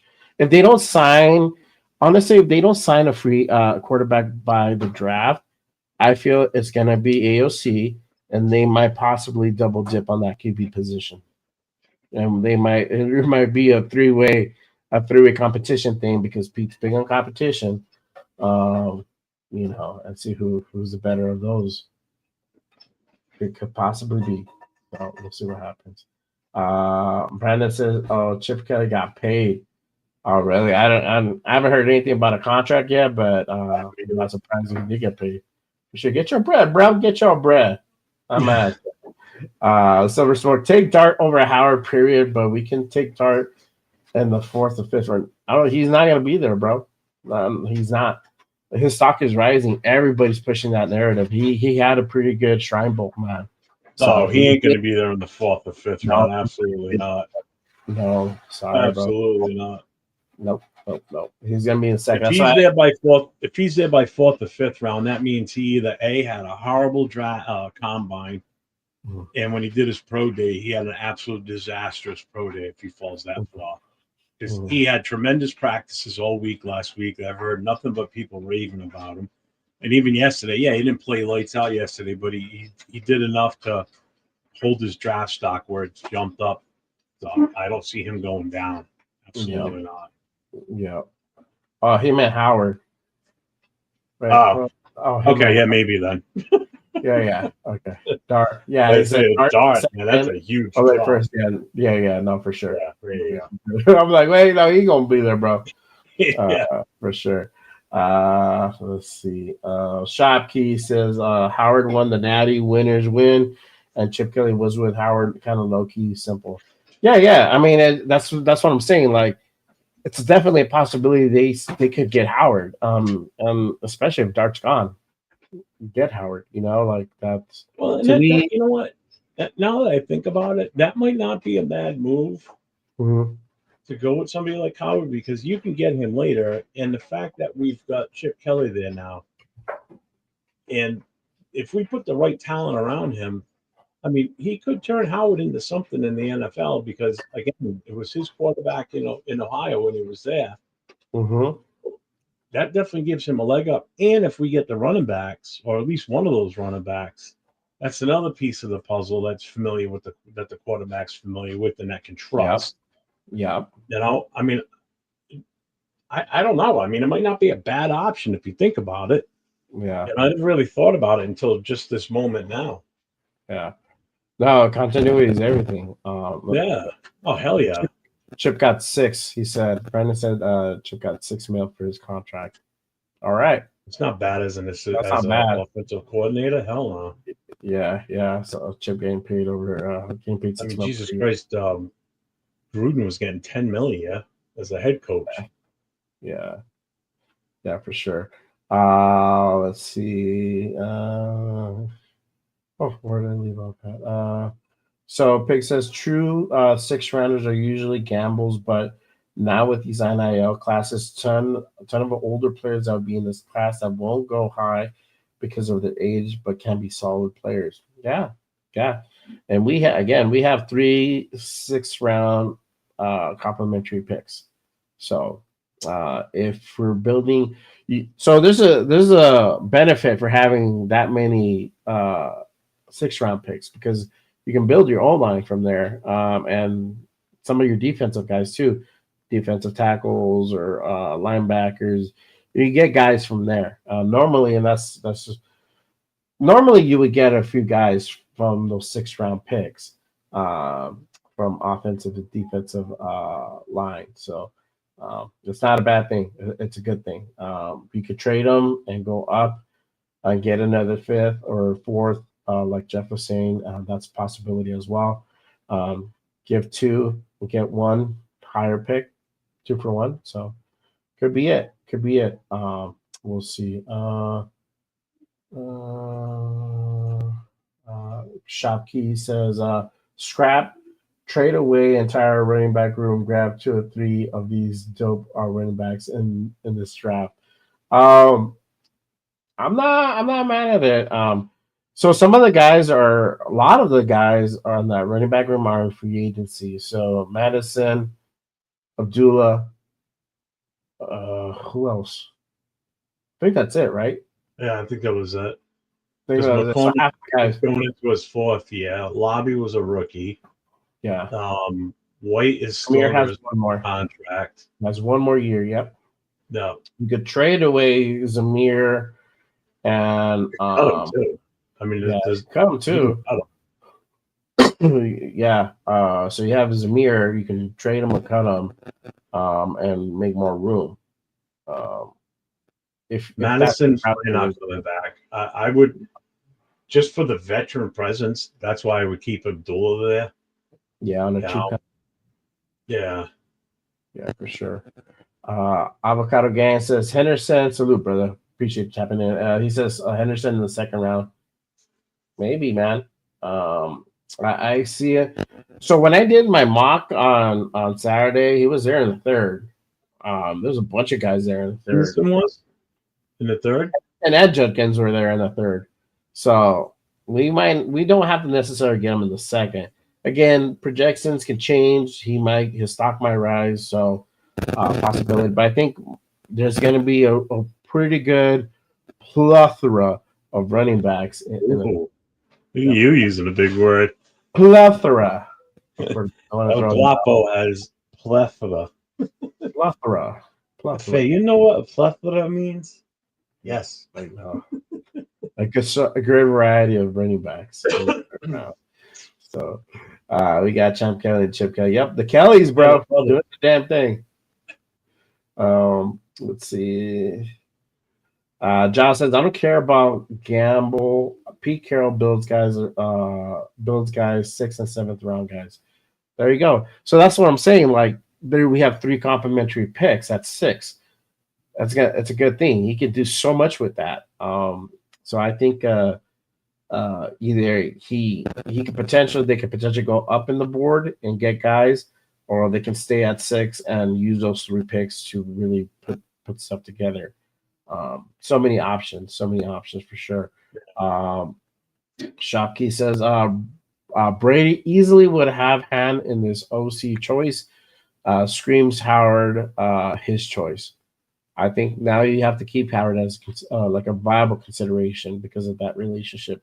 He knows the system. And I didn't get to finish my thought, but that continuity is so important, especially when you have a new OC coming in and you have a young rookie quarterback that's going to be in your system. Let's say you keep AOC. He's going to also help AOC. Like, hey, bro, this is how normally he likes to run the system. Expect this, expect that. This is how. If you get Henderson, this is how he likes to go ahead and do this cut or whatever. These are all insights that they're going to be able to share with one another. Even if Howard sits out, it's a vice versa thing. It's a a symbiotic relationship. So they're both helping each other out. It's a good thing. So yeah, you can't not count. You can't dismiss Howard at this point, I think. Let's see. Raider Nation Jason says, we look like we know what we do again. Yep, facts, bro. We look competent. Yeah, we look competent in our hirings. Thank goodness, bro. No bullheaded moves yet. Tired of that. Oh, Raider's gonna fuck it up again. Don't look like it, bro. Yet to be seen, but still, I mean, we're on the right path, and that's the thing. We're on the right path. Josh says, news: 7 referees who did the Bills Chiefs game have been temporarily suspended for an investigation into the potential involvement of one of the largest bribery scandals in history. I did see that. I don't know if that's real or not. I did see somebody post something like that, so I don't know if that's real or not. I don't think so. I think he got caught by my guy Bad Napoleon, bro, because I haven't seen anything on that for sure. If you did, I don't know. I know that's why I gotta read the fine print with his shit, man. Because I think he's the one who posted something like that. Jack, who in the NFL is in trouble is Justin Tucker. Oh my God, that's worse. I know. Every day it's getting worse for him. More and more shit's coming out about it. I don't think that dude will have a job this season, bro. I don't think so. Yeah. Jack says this Chip Kelly running scheme, being zone blocking needs different alignment. Raiders need to draft heavy on them, pay premium dollar on KC right guard. Okay. I don't know. Have you seen anything? Because I haven't really noticed too much of how many Ohio State linemen are going to be in this draft. That's another thing to kind of look at. They get somebody from Chip Kelly's guys if they're in the draft. Somebody wants to go ahead and look that up, let me know, and I'll share it with everybody for sure. Raiders food, Chris. We are playoff bound, bro. I don't know about that yet, bro. It's still too early to tell. We like to curb our expectations here, with me, myself, and Jeff. We like to be, realistic. We like to under promise and over deliver, and I hope the Raiders do the same. So we're saying no. They're going to be under 500, and if they're over 500, great. I hope they are, but I see like a 7-10 season coming. We're definitely going to beat our record from this past year. That was atrocious. We are not going to go on a 10-game losing streak for sure. So expect that. I don't know. I like to. I've gotten my hopes up so much these past years. I'm just gonna take the safe route and just be like 7-10. And if we flip the script on the number, great. Fuck yeah. But if we don't, cool. I'm good with 7-10. We're building on something. But obviously, you heard these guys. These guys want to go ahead and build something fast and quick because we don't have a lot of time on Pete. So we'll see what happens. Sack that reminder, the Two Amigos show for sure, bro. For sure. Let's see. Raider from Squares, do you think Spytek was hinting at this hire in the intro presser by saying he hates Ohio but has respect for them? No, I didn't see this coming, bro. Well, That was question. Hey, that question on the offensive lineman. What team were they looking for? Ohio State. Ohio State, yeah.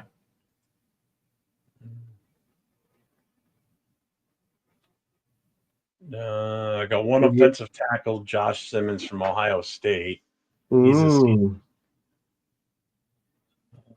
Okay, that's interesting. Interior offensive lineman Donovan Jackson, a senior from Ohio State, and that's it. Those are the only two. They're both seniors. One's a guard, one's a tackle. That's what we need. I think we need a guard, right? We need a guard and a tackle. Yeah. This tackle, I don't know if he plays left or right. Let me see. Oh, okay. No, stop. Don't. No. God damn it. Clicked on the wrong name too fast. And then and really quick, I did put out that poll. Who do you think the Raiders draft? Who do you think the Raiders draft QB in the first or second round? Currently, 33% think it's going to be in the first, 67% in the second round with 27 votes. Cast it in. Make sure you guys go on that poll. Make your voice be heard. Let me know your thoughts on that. And then I'll go ahead and share the final tally at the end of the show. But currently, everybody thinks that we're going to get our guy in the second round, which is very interesting. Normally, it's like we're getting him in the first. So I'm very happy about that.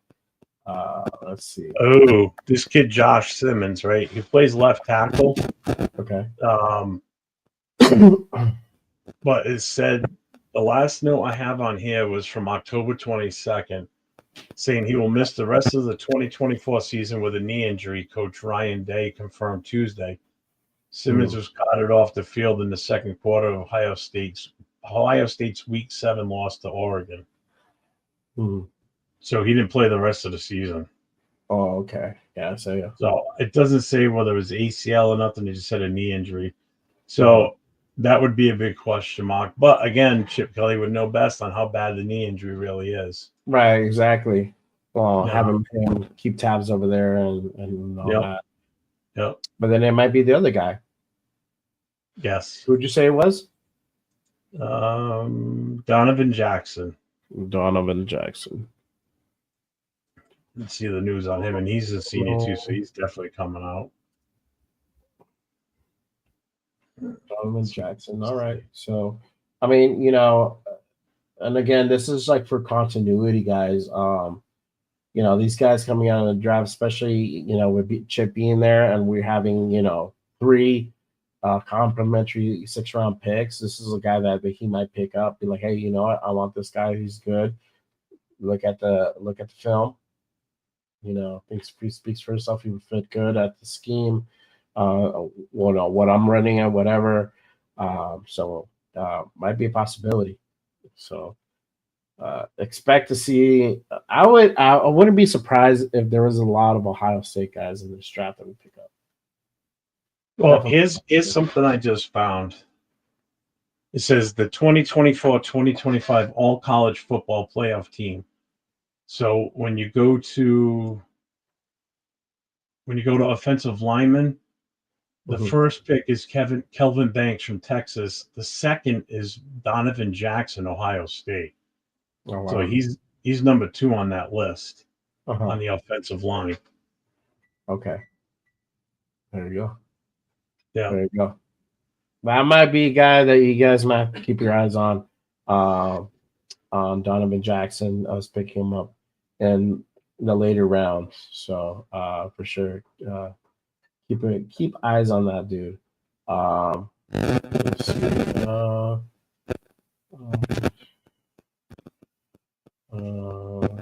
My guy Lawrence, thank you guys for coming on. I'm from Los Angeles. It's great to see more Raider fans. Been a Raider since 1983. Facts, brother. Appreciate you. I'm from LA originally, so that's my hometown.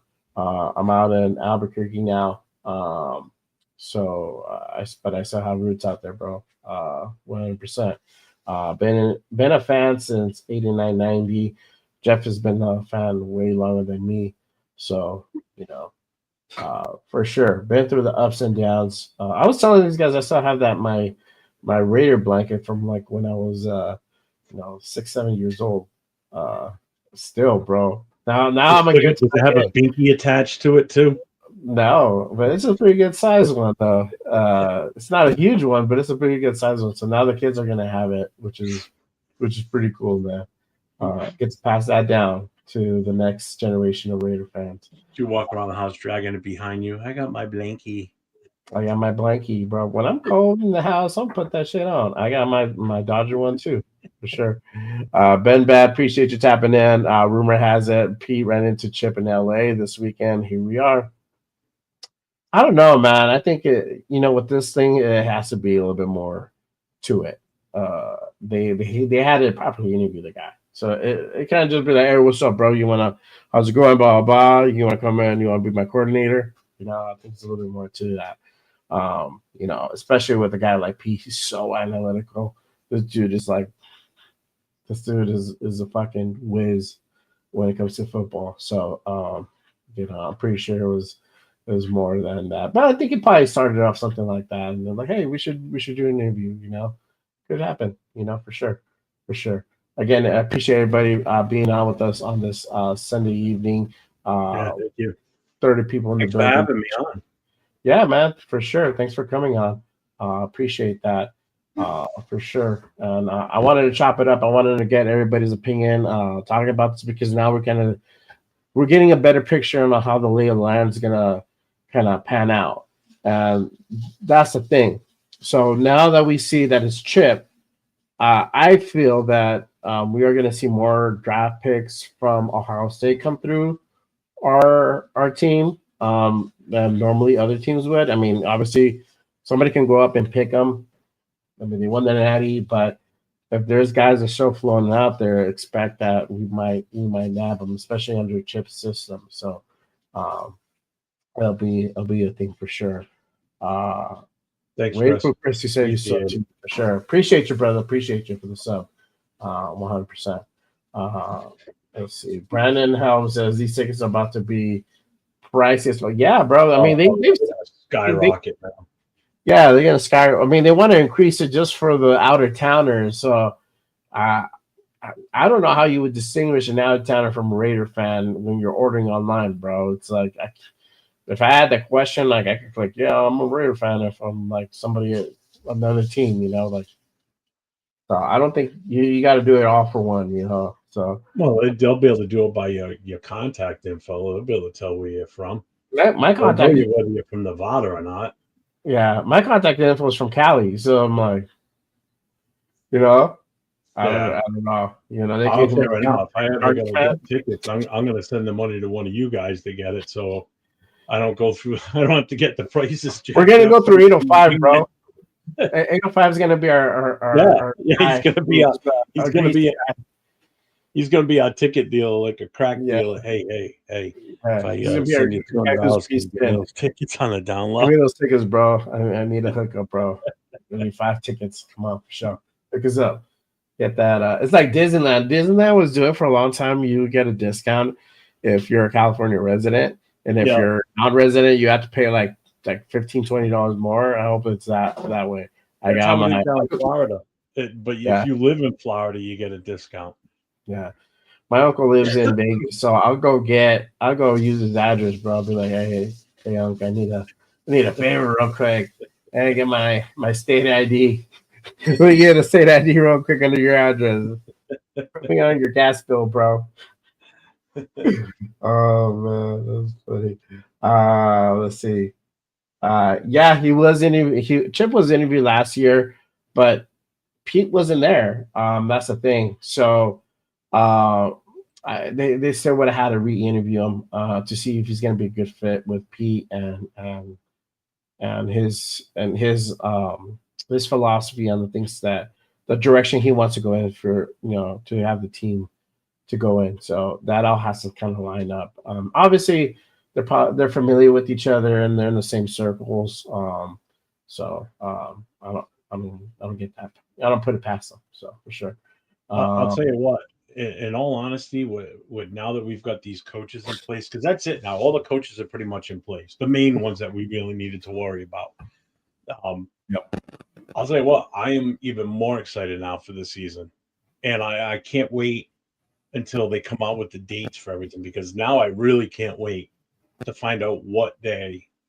Oh, what day they're coming out here to play the Patriots in New England, because that's going to be, I think that's going to be even more hyped of a game here in New England, especially because of who's coming here. With Pete Carroll being the former head coach of the Patriots, Tom Brady being part owner of the team, just the Raiders itself coming back to New England to play the Patriots. Vrabel. There's just so much now involved in this that I know the local media over here is going to hype the living shit out of this. Yeah. So that only helps us as the club too, because I already plan on reaching out to the local news stations and their sports guys to say, hey, listen, this is what we got going on. You might want to come and cover this and see what type of, what the Raider fans do coming all the way across the country to come out here to watch this team play, and plus along with the locals that live around here that are Raider fans. There's a bigger presence than you think. So I am super psyched for that game now, even more so. Yeah, for sure. Especially because of the fact that we could probably come here and wipe the fucking field with their ass too. So. Yeah, and that's the thing. Like, and we had said it before. I'm like, the Raiders need to do a few things, and the time flies. So you had to get your head coach right. And then from there, he has to go ahead and put his coordinating staff together, his coaching staff together. And because you literally have free agency in about, what are we on? Today's the second. So in about 38 days, give or take, something like that. It's March 10th or 12th. I forgot when I said. I think it's 10. The free agency starts. Yeah. I think it's a 12. Yeah, something like that. I might have the banner for it, but free agency starts like in that first week of first full week of March or something like that, along those lines. So you gotta put things together by then, because you gotta figure out who are you gonna go after in free agency. That's the first thing. It's March 12th. March 12th. There you go, March 12th. So in about 40 days, begins on March 12th. Yeah, so about 40 days, give or take, something like that. It's literally right around the corner. You still got to build the rest of your coaching staff. So you got to get what your coordinator built out, figure that part out, and then who stays, who goes, who comes in, right? All that stuff. Time flies, and you got to interview. That all takes time. So for us to see, go ahead. No, go ahead. I would say it's for us to see that the main part of the equation is done. And we know that it's going to be Patrick Graham on the defensive side. Chip Kelly now is going to be heading the offense. I could feel a little bit more assured like we're in the right direction. And I know now that it looks like most likely we are going to draft a quarterback 97% that we will get one in this coming draft. To what round? I don't know yet. Will it be Shador Sanders? I don't know yet. Maybe. I'm gonna share the screen right now on something. Yeah, go ahead.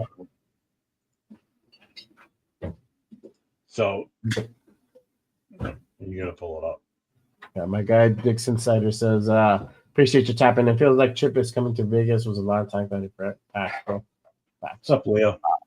All right, at this stage. All right, So go ahead. this is the dates on everything for this season coming up. So actually, it's not just March 12th; it's everything that leads up to it. So on February 18th, teams can start using franchise and transitional tags. So that's the first big decision that has to be made. Right. Then February 14th to March 3rd is the scouting combine. Then the 4th is the deadline for franchise tag designations. Mm-hmm. Then the 10th through the 12th, free agency begins. Then you got the annual meetings on March 30th to April 2nd. And then OTAs start on April 7th. Mm-hmm.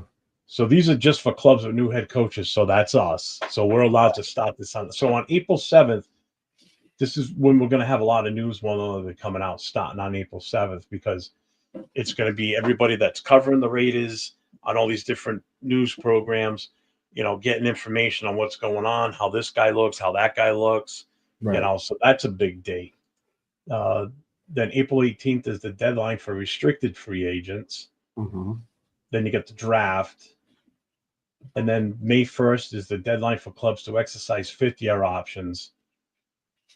And then July 15th is the deadline for clubs to sign franchise tag players to multi-year deals. Mm-hmm. So it's not just, the free agency. And I mean, there's so many other things that factor and apply to that. The biggest one being February 18th, to be honest with you.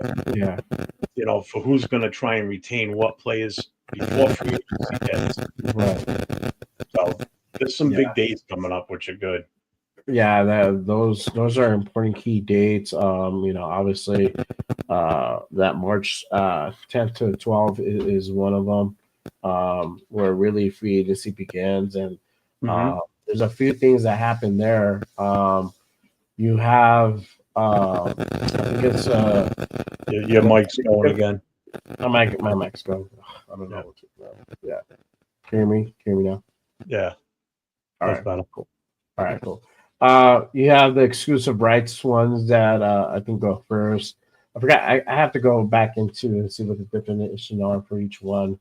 I think they get they go first to go, and then it's the restricted ones, and then you get to the actual free agents. So I mean, it goes into that order, and then really free agency kicks off because it's all first right of refusal for the teams. So they can elect to extend an offer, or they can let them go ahead and test out free agency. So it'll be interesting. We'll know news that day on who's going to stay and who's going to go. More importantly, who's going to stay. You'll see all these extension notices come through. So make sure you guys are being looking out for that, and then we'll definitely do a show around that for sure. My guy Lee, appreciate you tapping in, brother. I like the hire. Let's go. I was telling y'all Friday. Don't mind giving them a second chance. There you go. Facts. Dixon says, I think we should draft 2 QBs for sure. That could be running backs, but I'd rather draft 2 running backs for sure, but it could be a possibility we draft 2 quarterbacks too. If you don't get one in free agency, that could be definitely on the table. Don't count that out for sure. Leo says ALC's days may be numbered with Kelly as OC. Damn, bro. No fucks given. I don't know, bro. I mean, if they, like I said, I play devil's advocate. That's all I said. And, it could be a possibility that if they're going to build a line and protect the quarterback, they may stay around him. There you go. See? So if you don't sign somebody in free agency, you'll know there. You know them, bro. Nobody got rubbed off. I'm still not with AOC. I've said that pretty clear. I would rather pass. I'd rather go out and get a different 12. bridge quarterback. 12. Let's see. Raider Fools Chris, is my girl's telling me not to get off. I don't know. They're talking about some other bullshit. But yeah, but you guys let me know your thoughts on this. Again, if you guys are tapping in, appreciate you guys tapping in. If you are new, welcome to the show. Make sure you guys check in, hit that subscribe button, hit those thumbs up for both shows. Help us keep the lights on and keep bringing shows like these to you guys. Make sure you guys subscribe, turn on notifications. So sometimes shit happens like this and we have to come on. You never know. And if you ain't in the know, you're gonna find out the next day. You're like, oh shit, this happened? What the fuck? When did this happen? It's not the first time, and it's definitely not going to be the last this season. Nope. That's for sure. Nope. We've been on multiple times where it's just like shit pops off, we get on. So I had no vision of getting on live today until I saw nothing. I'm like, I'll go on with him for a little while. Why not? Fuck it. Yeah, I mean, I have tomorrow's show still planned. I'm still going on tomorrow, guys. Just so you guys know, I might not do a 2-hour show. I might keep it to about an hour or less. But I'm still planning to go on tomorrow, and we'll just talk about Chip a little bit more in the show. But yeah, I mean, it's hard not to talk about this. I mean, this is an impactful hire because we've been asking this question. Like even 805 on Saturday was like, I don't even know how really to draft so much because we don't know who the offensive coordinator is. But if I'm doing it, I'm gonna do it this way. But and I get what he was saying because there are certain tendencies these guys might want to go with. And like, for example, Howard might be a guy you might go after if Dart is not there. Donovan Jackson, this is a guy that we just named that we brought up, a guy who's part of the offensive line for Ohio State, who his name is on a list. What did you say he was number 2 on what? What was that? What would you say Donovan Jackson was number 2 in what list? He was number 2 on the all college playoff list, like all the teams that made the college playoffs. He was the number 2 guy. There you go. So see, that's number 1 was. I back to that page. Yeah, that's a guy you can go early 6 on. I'm not sure. Yeah. I think Notre Dame. Yeah. You can. This is a guy you can go early 6 or maybe in the 5th round, potentially. Just for that continuity. I think this hire today of Chip Kelly. That was the most important hire other than the head coach this season, because even once we had Pete Carroll, we knew that the defense is going to be fine under him. The big question was, what are we doing on offense? And right. I think by hiring who we hired, that was the biggest question mark going into this offseason as to who's going to run the offense on this lack of talent, basically, on the offensive side. You got 2 playmakers, and that was it. One playing as a number 1 wide receiver who's not a number 1, and a tight end. Those are your playmakers. That's not a good start if you're coming in as an OC. You got a lot of shit to fix on the offensive side. Defense, not as much damage needs to be done. Yeah, no, for sure. But yeah, I mean, it's just it does change things, and if we need running backs, so what's up, Brandon Paul? Let me guess what direction we're going to go in for those running backs. Definitely getting one of those 2 guys out there, Henderson or Jenkins. So, I definitely don't think we're going Genty at all. That wouldn't be his style. Oh, Judkins. No. I know that, but I'm just saying. Genty predicted us to take Genty at number 6. Especially now that Chip Kelly's there, there's no way in hell we're taking him. Absolutely not. No, that might not be a good fit. This is a different system. I mean, who would you rather get? Somebody who you've been working with for the past year, or somebody brand new? Who does potentially have a high ceiling, yes, but you have to kind of start all over and teach them the whole thing. So and that's what I hope. I hope Spytech and Brady and them listen to Chip Kelly, and he says, "Listen, this is the offensive system I want to implement. These are the type of guys that are going to help me get that system up and running and to get us successful quick. I need us to try and draft these guys, and I hope they don't just go and pull well, we need a running back. We're going for this guy instead. No, listen to your fucking offensive coordinator. You're doing everything right now. Don't fuck it up now in the draft and make different Don't moves fuck than what shit your up. yeah, don't go fucking up shit that your offensive coordinator and defensive coordinator want. We're going down the right path right now. We're on the railroad tracks and we're going the right way. Yeah. You know, don't fucking derail this fucker right now. You know, Yeah. do what they want. Get them what they want. You want to be successful. You want to return a Super Bowl Lombardi trophy to this place, to this organization and this shield, and gain the respect back in this organization and for the sake of the fans from going fucking insane for the last few years. Listen to your goddamn OC and DC and get them what they fucking need. Facts. Don't get me on the rant. No, do it. Yeah, for You can sure. tell I'm passionate about this shit. It's like Yeah. I've waited too fucking long, man. Yeah. You know, and You gotta build everything's the future. everything's rolling. Yeah. For sure. I mean, you got to build the future. You got to do it the right way.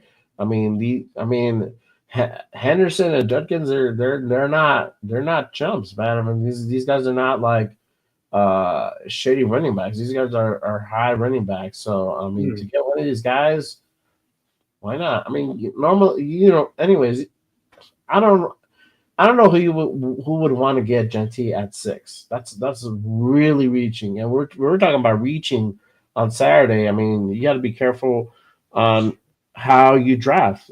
If you're gonna get somebody at 6, has to be somebody high that is really in need. Yeah, we do need running backs, but with the class that it's out right now, you have plenty to pick from, a plethora to pick from, and that would be really There's too much good. talent. There's too much talent at number 6 to take a running back there. Absolutely not. Yeah, Dixon said Cowboys will reach for Genty. Oh, hell yeah, they would. I'm telling you want to trade back in the first round, there's the team to trade with right there. Yeah. Because do I think Genty will fall to them at number 12? Maybe, maybe not. Yeah. But if they trade with us, they can guarantee they're going to get Genty. That's definitely a possible trade right there. And to get more picks out of the deal because they want him that bad, they're going to pay. Jerry Jones is like that. He'll pay for it. He'll overreach and he'll overpay for it too. Yeah, for sure, 100%. I'd be fucking calling him, to be honest with you. Jack says, Jeff, the biggest hire was Patrick Graham. Yeah, for the continuity. Yeah, I think so too. But I think the defense would still be fine if he wasn't here, to be honest with you. Yeah, because it would have been Robbie Leonard. Then we're not going to let him go. The way that Pete Carroll too. How can you go wrong with that? Yeah, this is a guy that you want to stick that kid behind and have him learn, for sure.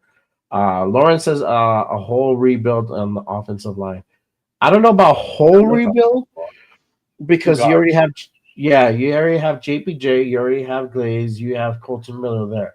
There's just a couple other pieces that you gotta fit in there too.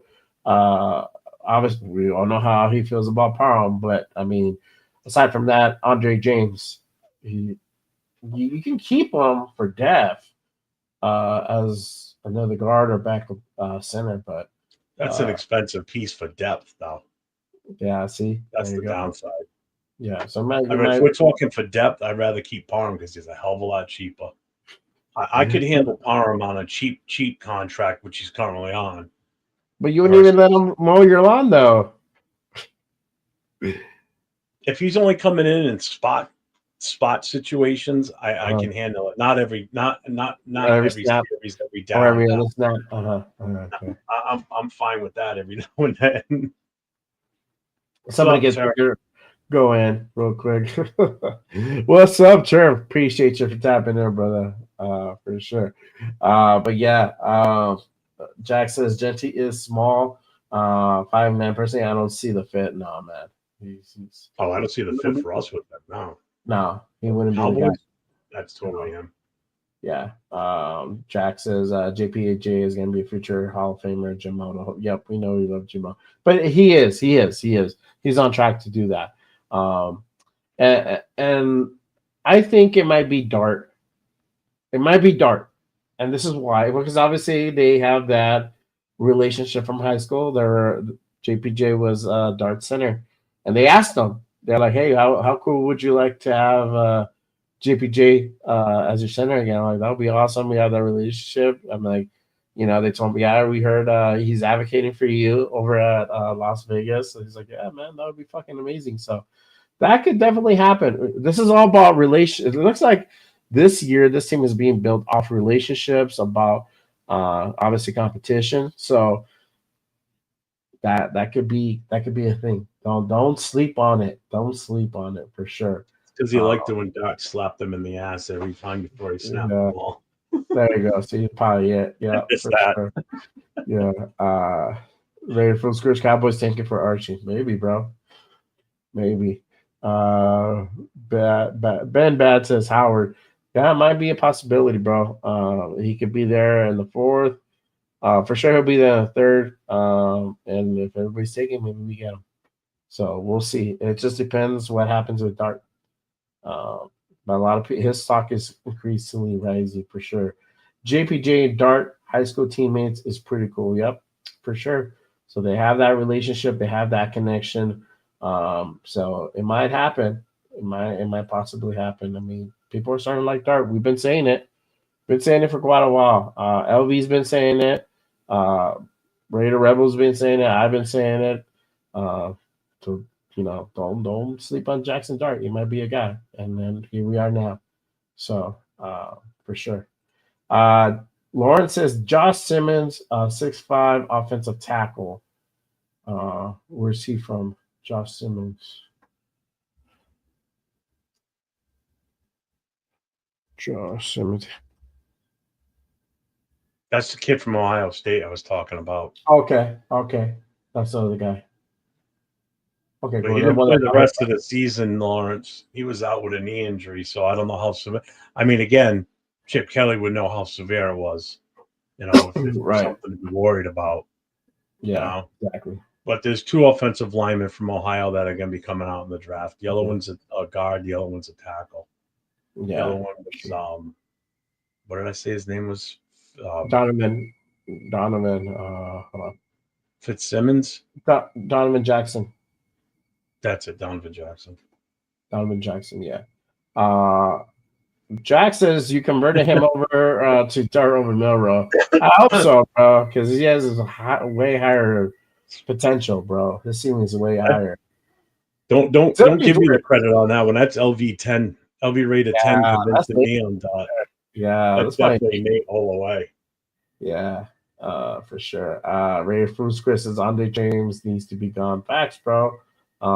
We saw the difference. Too much money. Just the nastiness, just everything in general. It's just JPJ just outshines him. So it happens. It happens, and maybe he just moves on to a different team with a better fit. It might be one of those scenarios. So I was talking to Jack the other day, and the other thing I really like about JPJ is he reminds me of, I don't know how much you remember him back in the day, but remember Wisniewski, not the nephew, but the actual Wisniewski from like the 80s, 90s teams, offensive lineman. Yeah, he was pretty nasty in those trenches. Like he was labeled as like one of the top dirty players in the NFL during his era. And this kid JPJ plays just about as aggressive as he does, you know, which I like. That's the type that's old school Raider right there. That's the shit I grew up watching. You know, when a ref is having to tell you, a coach, that, hey, your center's gonna slow down, tame it down a little bit. No, fuck you. Did he do something after the whistle, ref? No, then we're not worried about it. If he does something after the whistle, then we're good. We'll take care of it. Until that, let him do what he's doing. We need that aggressiveness. Yeah, set the pace, set the tone. Yeah, for sure. But yeah, again, appreciate everybody joining us on the show. Make sure you guys check in, wipe those feet, hit that subscribe button. I'm at 247. I'm trying to get to 250. 3 subs away, y'all. Hit that subscribe. Help me. Appreciate that. I'm trying to hit that milestone. Obviously, the name of the game is 500, but I'm trying to get at least right now to 250. Hit that subscribe button. Help me keep the lights on. If you're liking what you're hearing, hit that subscribe, turn on your notifications for both channels, for sure, 100%. But I'm 3 away from 250. I'm definitely almost there, trying to get there tonight, for sure.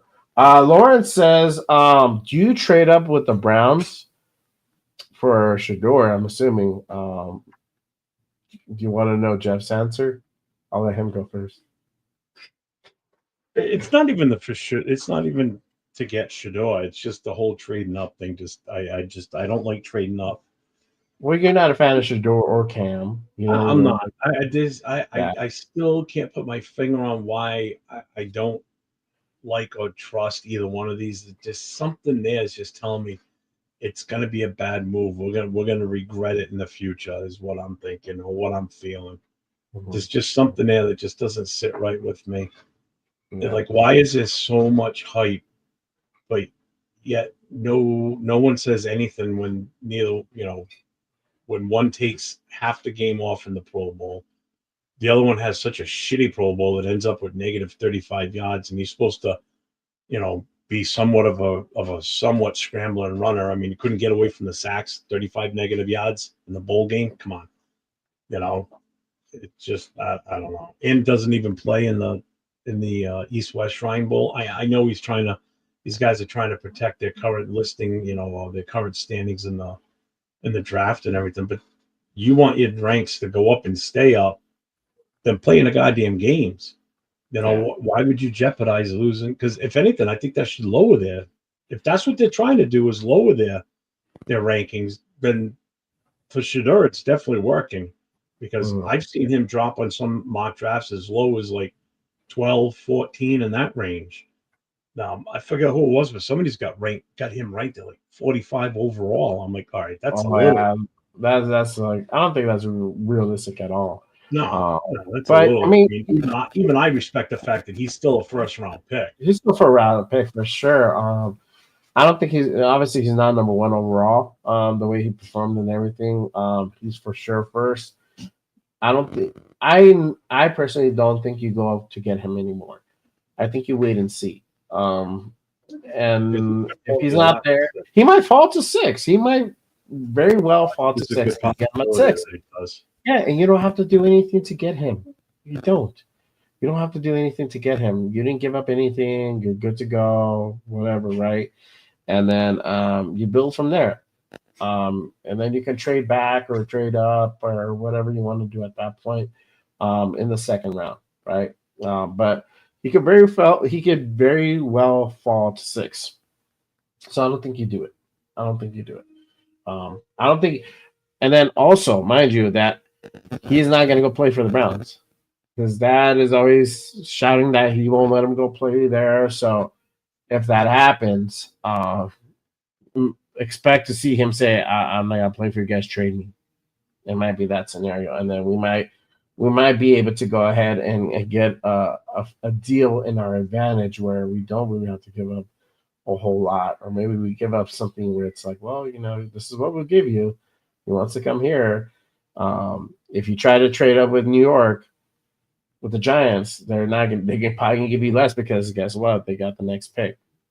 So I don't know. That's the one thing that kind of gets me, and I that's also why I didn't agree with the whole um, Eli Manning thing. Was either way, he's still getting picked to play in the NFL.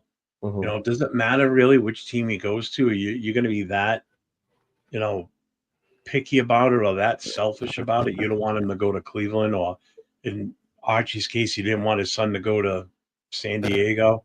Mhm. I mean, he's still getting picked in the NFL. He's getting picked as possibly the number one pick in Shador, or in the Eli's case, he was. You know, I sometimes I just don't understand. You know, is There, your there's ego that big that you don't want him? I That you don't I don't don't want think these it's the guys to ego. go somewhere?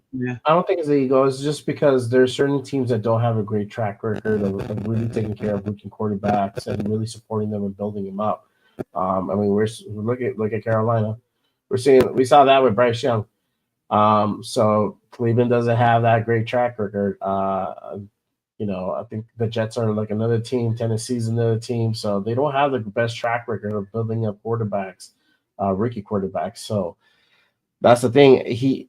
I feel that it's coming more from Prime than it is Shador. Shador's like, oh, whatever, bro. Like, whatever you say, Dad. That's his thing, right? Um, but his dad knows. He's like, look, I've been in the league. I see what they do. They don't have a great track record. No, I'm not gonna have my son go over there and fail because he didn't get the proper support. I can see your point of view because it's like, yeah, if you have that ability, you should be able to flourish wherever. But also too, it's like that does matter. We see it with Caleb Williams. He's a number one overall pick. Went to Chicago. We thought the Chicago's year was last year. They're gonna bust out. They're gonna have a great turnaround. Nope, they shut the bed. They were terrible. Made Caleb look awful, and it's because of the coordinator. So that does play some significance. That's also why Ben Johnson made his decision to go there and not here because of Caleb. They have Caleb. He knows that he has a diamond in the rough, and once he breaks that outer layer, he's gonna shine. So that's why I'm very excited about this game with the Bears because I want to see how Caleb does against us, against Max. The way we put our defense, we're gonna see the sink or swim effect happen in real time. Yeah, for sure. I think that I put that out there, but Shedeur might be available at 6. Very well. And if he's not, he's not. And then you trade back and go out and get more draft picks and get Dart in the second, or like we said earlier, trade up at a lower pick at first and get him. So we'll see what happens. We'll be on a little bit more. I'm probably gonna have to wrap it up pretty soon. Jack says JPG reminds me of the best Raider ever, Jim Otto. I said it, yeah, for sure. James, appreciate you for tapping in, brother. If we draft a running back 1 at some and some protection on the O line, then AOC can run Chip's offense. Could possibly be.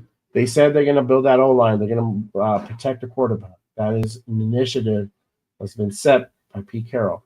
So, what does AOC thrive in? Under protection or time in the pocket. He's not a runner. He's not mobile. We see how he runs. It's god awful. I cringe every time he runs. But if you haven't set him back in the pocket, if he does like a little quick rollout, I'm okay with that. That's good. His rollout is improved. I'm gonna say that about him. So, he might if they decide to stick with the AOC, that might be the case. Raised from Chris says prime son, bro. That's all the hype is about. I'm sure Brady knows his talent is more than anyone. Yeah, okay, so what I learned, and this is probably going to help Jeff's point more, is that whole footage was from like an event that Brady ran. They had like 50, 60 quarterbacks there, and Shedeur was one of them. And obviously you see them working out together. You had these are like top, these are like top prospects from like high school at the time. So how like he's over here doing his thing, and Tom Brady walks by and goes, "Hey, do it this way," and then kept walking to go deal with someone else, type of thing. But they probably could have been, might have them been more actual private, workouts together. Possibly, hey, his dad is fucking Deion Sanders. Could definitely have happened too. So, but really, that's where some of those pictures kind of stem from. But I mean, the relationship with Mark is there for sure. So they've met a couple times as well. At Aces games and I don't know where else. So for sure. If a team picks you, then the team and the coaches are toxic. Then it's justified not to go willingly. Obviously, it requires a lot of insight to make that judgment. Okay.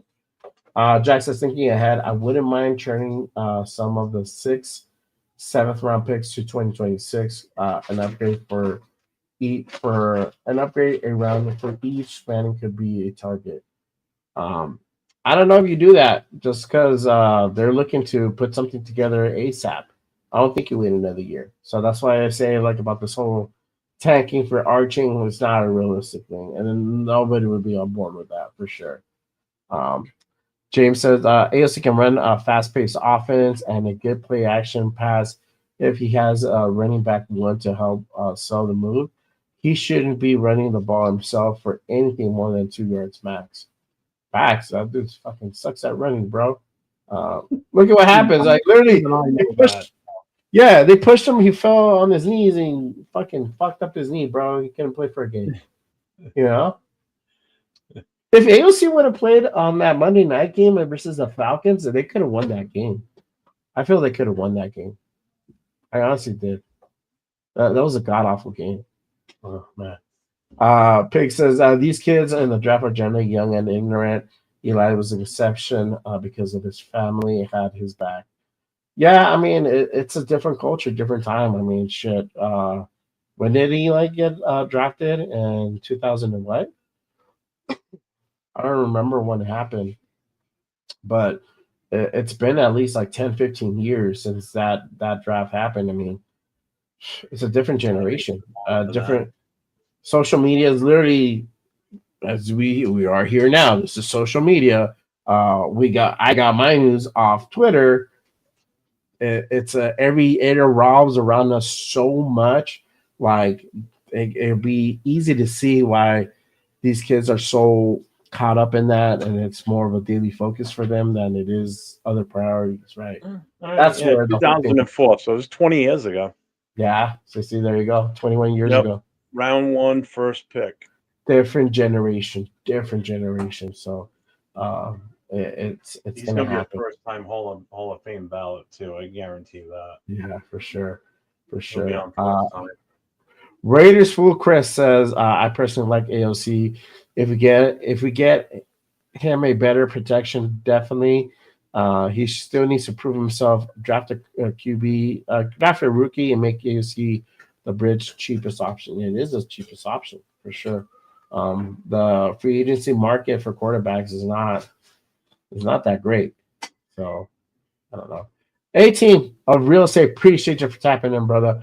AOC is gone. Wide receiver 1 with the 6 quarterback and the wide receiver 1 with the 6 quarterback in the 2nd and running back in the 3rd. I don't know if you get a running back at 6, bro. I would get him at 3. You're not really gonna have anything good at 6. No, I was talking to wide receiver at pick 6. Oh, at pick 6. in Okay. the 2nd round and a running back in the 3rd round. Yeah, so if you get like a T-Mac, that works for sure. There you go. If you're offensive minded heavy, which I personally am, for sure. Let's see. Jason Dawes, appreciate you for tapping in. Says Chip Kelly, I'm not mad at that for sure, 100%. Ben Bad says AOC is on a rookie contract. He'll be our backup if he doesn't make one. Yeah. So either way, and nobody see us trading him. To be yeah, honest, nobody said me anything about that Titans trade. I'm still waiting for that. Make sure you guys hit me up on my social if that thing is for real, which I don't really think it is. I don't think it is. Yeah, send me on my social JRaider_505. Hit me up on my DMs, bro. Send it to me if you have that, and I'll take a look right now, and I'll post it up if it's facts, but or if it's like a thing, a potential thing, you know. I don't think it's real though, but we'll see. Pig says 2005. I think young people don't even have fully developed their brains. They just want it. They just want the bag. It's the family that helps make them the right decision. Just like used to happen with marriage historically. Yeah, I mean, I get it, bro. I mean, look, the bag has always been there. It doesn't matter what time you're from. Everybody wants to get paid at the end of the day. Money talks.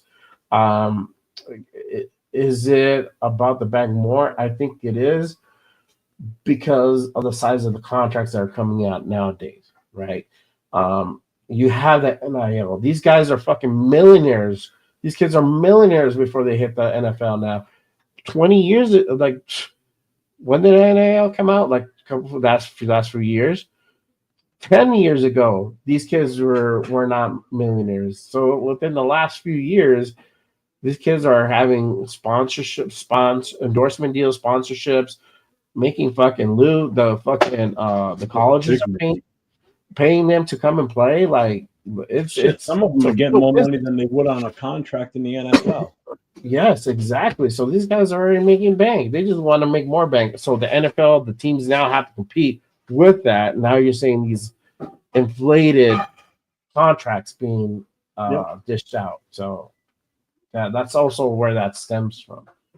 It's a two-way street, but you're part right, Pigs, for sure. So these kids are young and they're getting a lot of money. It's hard to handle it when you have money that young. Success comes that young. I mean, think about it now. Even if the kids are not making, they're not making millions of dollars. By the time they're still making pretty good bank. They make bank. They make more money than a lot of us do. The average Joe Schmo. So think about it in that sense. And these are like 18 to like 21-year-olds, 22-year-olds, even a little bit older now because they're what 24, 25 sometimes when they come out of the draft. It's crazy. It's just crazy. Different time now. The time that we live in now. Lawrence says Chip Kelly was 2-4 with San Francisco. Yeah, but that was how long ago? Well, that was a long time ago, I think. The record now, he look at his accolade now. He won the national championship. That was them. So proof is in the pudding, my friend. Jason says, and we check gallery in that draft. Okay, he's talking about that. Let me see here. I'll take a few more, and then we're gonna go ahead and wrap it up. Let's see. Jack says, all we know, the O-line guards are the weakest link on the Raiders. Absolutely need an upgrade. Facts, bro. Facts.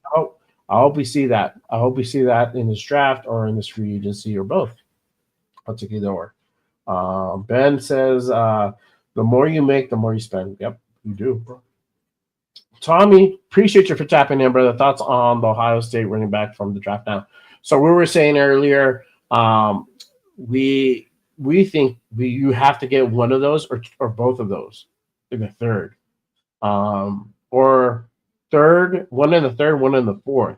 Depends who goes back to the fourth. There might be one of Let me ask you this. Out of the two, who do you want first? Man, that's a good question. I like Henderson though. I like Henderson. Yeah. I picked Henderson first. Yeah. So Judkins might be there in the fourth. If he's there in the fourth, I'd say you get him. Fuck it. Why not? Double dip on him. And get something else for your other third round. Let's see. Raiders from Chris says we need that Otani as QB1, bro. Otani, I don't know who Otani is. Oh, I think he means the Dodgers, like that big stud. Yeah, like the Dodgers, they got Otani, the heavy hitter. Ben says no one helps. Not really listening about it. Yeah, bro. I mean, at that age, when you're a millionaire, bro, you got bang, you can party and do whatever the fuck you want. I mean, these kids are out at school. They live on campus. They're gonna go out and do whatever, bro. So it's really it is difficult. So I don't know, man. It's hard to gauge these guys on the character, but it does still matter that scouts do look at that for sure. Scouts do look at that. But let's see. Jack says, Jay, I like the double dip on running back too, guard too. There you go. Yeah, I say you can get two guards, bro, in the next. Fuck yeah, double dip. Double dip that shit, bro. I'm reading Jason's comment below it. Jason says Cam Scottaboo reminds me of a Bobby Boucher. Go Mud Dogs. Facts, bro. He does, dude. I like Scottaboo. Yeah. If we get Scottaboo and like Henderson, done, bro. Fuck it. That sucks. It really, really sucks. Ben says we went from AI the God to what we had in the last 20 years. Yeah, bro. New times for sure. But I think that's pretty much it. I'm probably gonna have some dinner and call it a night. But if you want to go ahead and share, I'm about to close the poll, y'all. So make sure you put in your last votes in. I asked everybody, who do you think the Raiders draft a QB? Do you think the Raiders draft a QB in the first round or second round? Excuse me. Currently, it's 36% in the first round, 64% in the second, 39 votes, cast it in. The second round, really, on this show, very, very popular tonight. I know it's funny. It fluctuates on shows. It fluctuates on every show. I had like, remember I asked the other day, I was like, who do they like? Cam, Shadur, Dart, or I think I put, I don't know who the fuck else I put in there, a Gaber or something like that. And everybody was like, I started off Shadur and I think I ended up with somebody else.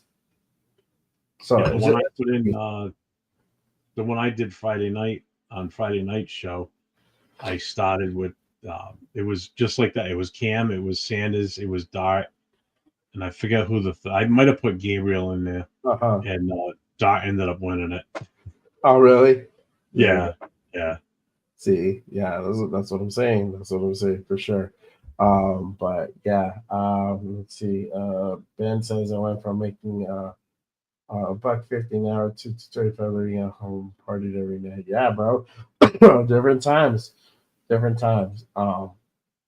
Let's see. Knicks and Penix were second rounders. Just remember that. Yeah, it should have been. They should have been. They weren't, but they should have been. Yeah. So Definitely it's all overreaching changes shit. So I don't know. But yeah. So I think that's pretty much it for the show. Appreciate everybody tapping in tonight. Again, make sure you guys hit that subscribe button. Keep supporting the show. You guys can go ahead and hit me up on Just Raiders Baby Podcast. I'm at 247 subscribers, trying to get to that 250 mark. So make sure you guys hit that subscribe button. Help me keep the lights on. Help me keep bringing great content to you guys. Hit those songs for sure. On my guys' channel, any _ Raiders Booster. Make sure if you're on this channel, you're new to the show. Appreciate you guys joining. Make sure you guys hit that subscribe button, turn on notifications because we jump on it. We come on live. Jeff comes on live way more than I do. I'm like in the middle of my workday. I'm like, Jeff's on. I'm like, okay, cool. I'm gonna tap in. I don't even know that. I just get the alert. I'm like, oh shit, you're not working anymore. That's what you got to look forward to when you get older. You get to be home all the time. Yeah, you get that notification for Jeff's content like as soon as it comes. Because honestly, bro, you make my day go by faster. Because I'm just like, fuck, I'm over here just like working on some shit or whatever, or waiting for a call, and then like, boop, your shit comes on. My fuck yeah, there we go. I'm like. And then I'll chime in and shit. Like I'll tell you right now, 90% of the time I go on is because I'm sitting here bored out of my fucking mind. So I'm like, you know what? I'm just gonna go live and just see what happens. Yeah, for sure. AR, appreciate you. Oh man, hey, bro, we're about to wrap it up, my guy. For sure. Armando, appreciate you tapping in. We're about to wrap it up in just a bit. But yeah, if you are new to the show, make sure you guys hit the subscribe on both channels. Yeah, I appreciate everybody that follows me, and that every time I log on, I see the same people all the time, and I love it. I appreciate everybody for following me, and and I see when I watch Jay shows, he's got a pretty good loyal following himself. So I'm sure he appreciates that. I appreciate everybody who comes in and shares their opinion. As long as it's respectful, it's all good. We might differ on opinion, but I'm always going to go ahead and hear your side out for sure. You guys hear me with everybody else. So my guests who I bring on, I have Jeff, I have Cheeto, I have anybody, this side. And then Mike's going again. Yeah. Oh shit. Okay. We're almost done. All right. Make sure you guys catch me on my socials to Instagram, TikTok, Threads, and X, JRaider_505, JRaider_505. Just so y'all know, I am doing the show tomorrow, Monday show after Cheeto. So make sure you guys tap in. And then we have the Raider Connection going down Wednesday at 7 p.m. Every damn Wednesday, 7 p.m. Pacific. Catch that with this guy, Jeff Newingler Booster, Cheeto Linus, LB Rated 10, myself, the Raider Connection. We will be talking about Chip Kelly, the future now of the offense of the Raiders, who maybe comes in as a free agent draft wise. I want to hear these guys' opinions. I want to hear Cheeto and Nathan's opinion. He wasn't able to hop on the chat. Sometimes he watches and he'll share his opinions. So I want to hear what he has to say on Wednesday on who do he thinks now that we go after in the draft, now that Chip's in. Same thing for Leo. I want to hear their thoughts on who we get in the draft outside of quarterback, because it is important too. Those other pieces are as important as a quarterback as well. So I can't wait to hear their opinion come Wednesday night. Again, I appreciate everybody tapping in. Thank you for joining me tonight, and then we'll see you guys next time. I'll see you guys tomorrow, 9 p.m. Pacific, for my show, Reaction Monday. And then we'll keep chopping it up. So again, you guys always remember, Just Raiders, baby. Thank you guys. Peace. Good night, everybody. Go Raiders. Go Raiders for sure.